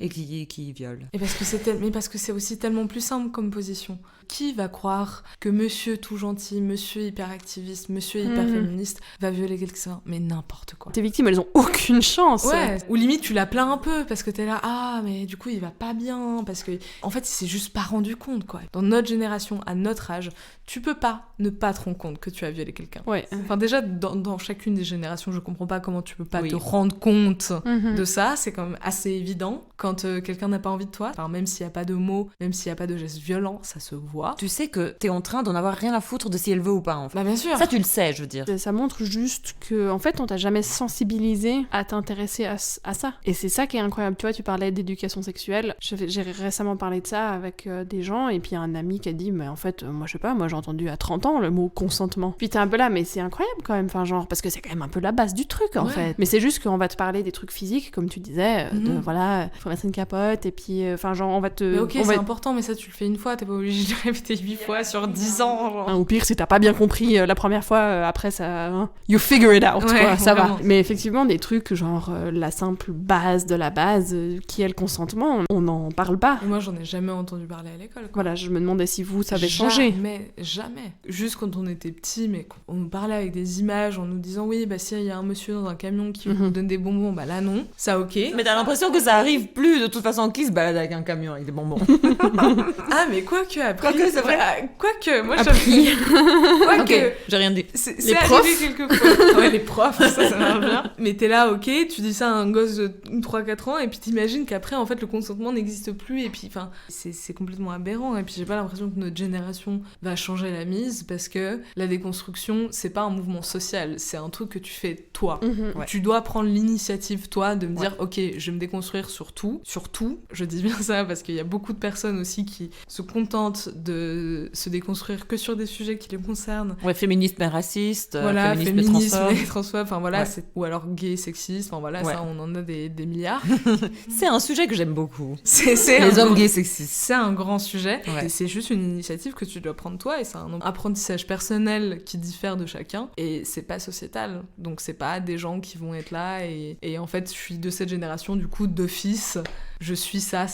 Non, pas du tout. Ouais, je suis assez d'accord avec toi, malheureusement, ouais. Et c'est pour ça que ça traîne, ces sujets, et ça prend du temps à changer, parce que le discours change, la conversation change, du coup on a appris qu'il y a des mots, ça se dit plus, ok, mais si les gens font pas le travail de se déconstruire, ben on traîne les problèmes, même si les mots ont changé, tu vois. Puis surtout, un truc aussi, qu'on a l'impression que ça arrive quand même dans l'histoire, c'est que dès qu'il y a une avancée, ben là on est dans une vague féministe, c'est quand même agréable d'avoir une communauté, d'avoir des amis, tout ça, mais t'as l'impression que dès qu'il y a une avancée, la plupart des gens le prennent, courent avec pour dire vos gueules, on a avancé, il y a plus de problème, et puis on revient dans un status quo. Exactement, et puis mais pourquoi on devrait se contenter enfin de rien, un tout petit échelon, alors qu'on veut l'échelle, quoi. Il y a un truc où on va aller plus loin, quoi. C'est genre, c'est tout. Je crois que c'est assez avéré qu'il y a, à chaque vague d'évolution, il y a toujours des pas en arrière, en fait. Genre, il y a des progrès qui mettent des années et des années et des années à mettre en place, et qui sont généralement détruits en peu de temps par la suite. L'avortement, c'est l'exemple typique.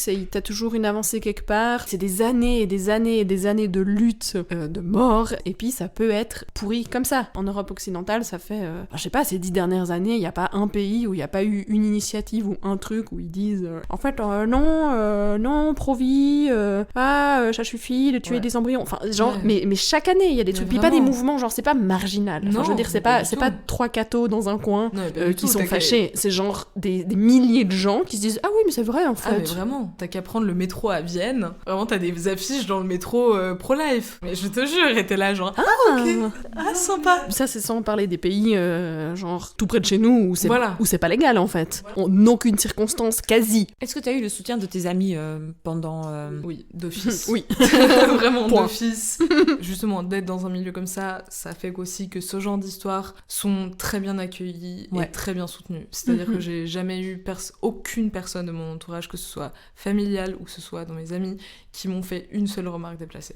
Et ça, c'est une chance incroyable. Peut-être, j'ose espérer que peut-être c'est ça le progrès dans ta génération. Oui, je pense bien. Après, moi, j'en sais rien parce que j'ai pas vécu ce que t'as vécu, mais j'ai l'impression que dans ma génération, il y aurait eu beaucoup plus de remarques problématiques, beaucoup plus de petits trucs, mais toi aussi, t'as fait ça. Peut-être beaucoup plus de femmes autour de moi qui m'auraient pas trop cru ou qui serait resté pote avec le mec. C'est le feeling que j'ai. J'ose espérer que ça, c'est un progrès dans ta génération. Je suis essentiellement amie avec des femmes maintenant, parce que tous mes amis garçons, ils étaient un peu là, ok, on te tient de ouf, non, ce que tu vis, c'est horrible, mais dès qu'il y avait un violeur dans leur entourage, c'était, mais pas du tout, attends, il est super ce mec, alors que moi, mon agresseur, ils avaient tous envie de lui péter la gueule. Mais par contre, quand c'était leur pote qui faisait la même chose, bon, ça, c'est un autre sujet, mais en tout cas, les femmes, justement, il y a un truc de soutien, mais immédiat, quoi. Il y a un truc d'empathie immédiate, et puis on est là, mais oh putain, je suis trop désolée, je t'aime, t'es trop forte. Avec nos amis, on se dit beaucoup ça, quoi. Et puis ça fait du bien, parce que je sais que je suis soutenue par les femmes en règle générale. Puis c'est essentiel, en fait. C'est hyper essentiel. Et d'avoir un safe space comme ça, c'est essentiel. Ou alors c'était des trucs, genre mes amis mecs qui étaient là, ok, on va défoncer ton agresseur, et puis au final, il y a un de leurs potes qui viole, et puis ils sont là, non, mais il est quand même très sympa. Non, mais il a dit qu'il est désolé. Et surtout d'avoir des discours de oui, mais. Il n'y a pas de mais. Il n'y a pas de mais, en fait, Il n'y a pas de mais, ça n'existe pas. La violence, ça n'a pas de zone floue, en fait. Il n'y a pas d'entre-deux où t'es là, je sais pas. Non, ça a été violent, non. Et puis si toi, tu veux l'aider dans une certaine manière dans son processus de travailler sur le consentement, ok. Mais la plupart des mecs avec qui ça s'est passé, en tout cas, il n'y a jamais eu un truc de oui, c'est vraiment horrible ce qu'il a fait, c'est vraiment impardonnable. Non, c'était oui, mais tu vois, oui, mais elle avait quand même bu. Oui, mais elle s'est droguée. Oui, mais machin. Oui, mais machin. Et puis t'es là, bah non. Du coup, toi, tu cultives la culture du viol et du coup, toi, tu dégages. Bah maintenant, moi, je sais que j'ai j'ai très peu de mecs autour de moi, quoi. Ça a vraiment fait un tri. Toutes ces histoires de viol qui sont ressorties, ça a fait un tri énorme, quoi. Moi, j'avoue que même sans des histoires de viol, c'est vrai que j'ai de moins en moins de mecs autour de moi aussi. Ouais, mais parce que juste, il y a une méfiance. Ah oui. Et puis ils m'humanisent pas, ils comprennent pas ce que je vis, ils veulent pas entendre ce que je vis.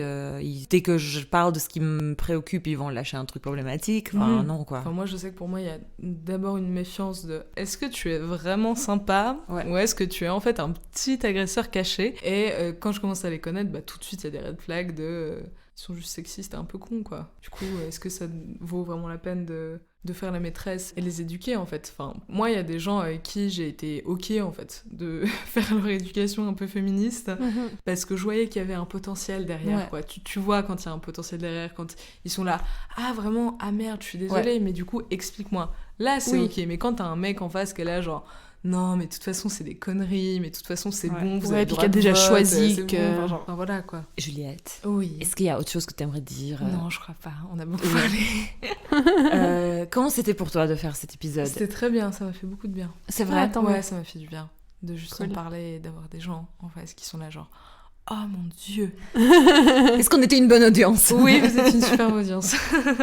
Parce qu'on s'est vu aussi 2 fois avant d'enregistrer pour préparer. Donc, mais ça, c'est un truc qui m'a fait beaucoup de bien parce que du coup, comme dans mon milieu, il y a beaucoup d'affaires de viol, il y a un truc où on est là. On comprend, mais du coup, les réactions sont beaucoup moins fortes quand on entend des histoires de viol, parce que du coup, putain, encore, ouais. C'est un peu ça. Tandis que j'ai l'impression que justement, en parlant avec vous et en vous racontant ça, j'ai l'impression que j'ai retrouvé justement ces réactions un peu genre, non mais putain, vraiment, genre vraiment il a fait ça, vraiment il a dit ça, putain, c'est abusé. Et ça fait du bien. Très cool. Tant mieux. Toi, Coraline, c'était comment cet épisode? C'était très intéressant. Simplement courageux, en fait, de raconter ton histoire parce que, on sait, on parle de traumatisme, on parle de situations très lourdes, de problématiques très intenses, et puis que c'est pas facile à en parler, et puis de remuer tout ça, quoi, en fait. Donc, on apprécie beaucoup cet effort que tu fais, en fait. Merci. Je suis sûre que ça aidera plein de gens aussi. Et toi, Lirza, comment tu l'as vécu? Déjà, j'étais très touchée que tu nous écrives. Genre, merci pour ta confiance, vraiment, parce que ça me touche que tu viennes, en fait, nous raconter. Moi, c'était assez difficile, par moments, parce que j'avais vraiment envie que tu te sentes safe ici, et j'avais peur qu'on pose des questions connes, ou ça n'a pas été le cas. Tant mieux. Je voulais que pour toi, ce soit une bonne expérience. C'est ça qui compte avant tout, en fait. C'est pas l'épisode qui compte, c'est pas le résultat. Et moi, je suis très ravie que le podcast devienne un peu plus intergénérationnel. Parce que jusque-là, on avait un peu des gens de notre âge. Et donc, il y a toi, 18 ans, puis on a aussi d'invités dans cette saison qui a 56, sauf erreur. Ah, chouette. C'est trop chouette, justement, parce qu'elle a justement pas la posture de... C'est la future génération qui va changer. Elle s'est laissée changer par la réalité, en fait, qui bouge. Et c'est très intéressant, c'est Nadia. On va enregistrer prochainement avec elle. Trop bien. Et voilà. Merci beaucoup. Merci Juliette. à vous. Merci. Vraiment, merci. Trop cool. C'était Les Poissons sans bicyclette, le podcast féministe indépendant basé à Lausanne. Si vous appréciez ce qu'on fait et vous désirez nous soutenir, rendez-vous sur le lien patreon.com/lespoissons sans bicyclette. Le lien est également sur Instagram pour voir les différentes options selon lesquelles vous pouvez participer financièrement au projet. Bisous de Juliette, Coraline et Lirza. Bye. Bye.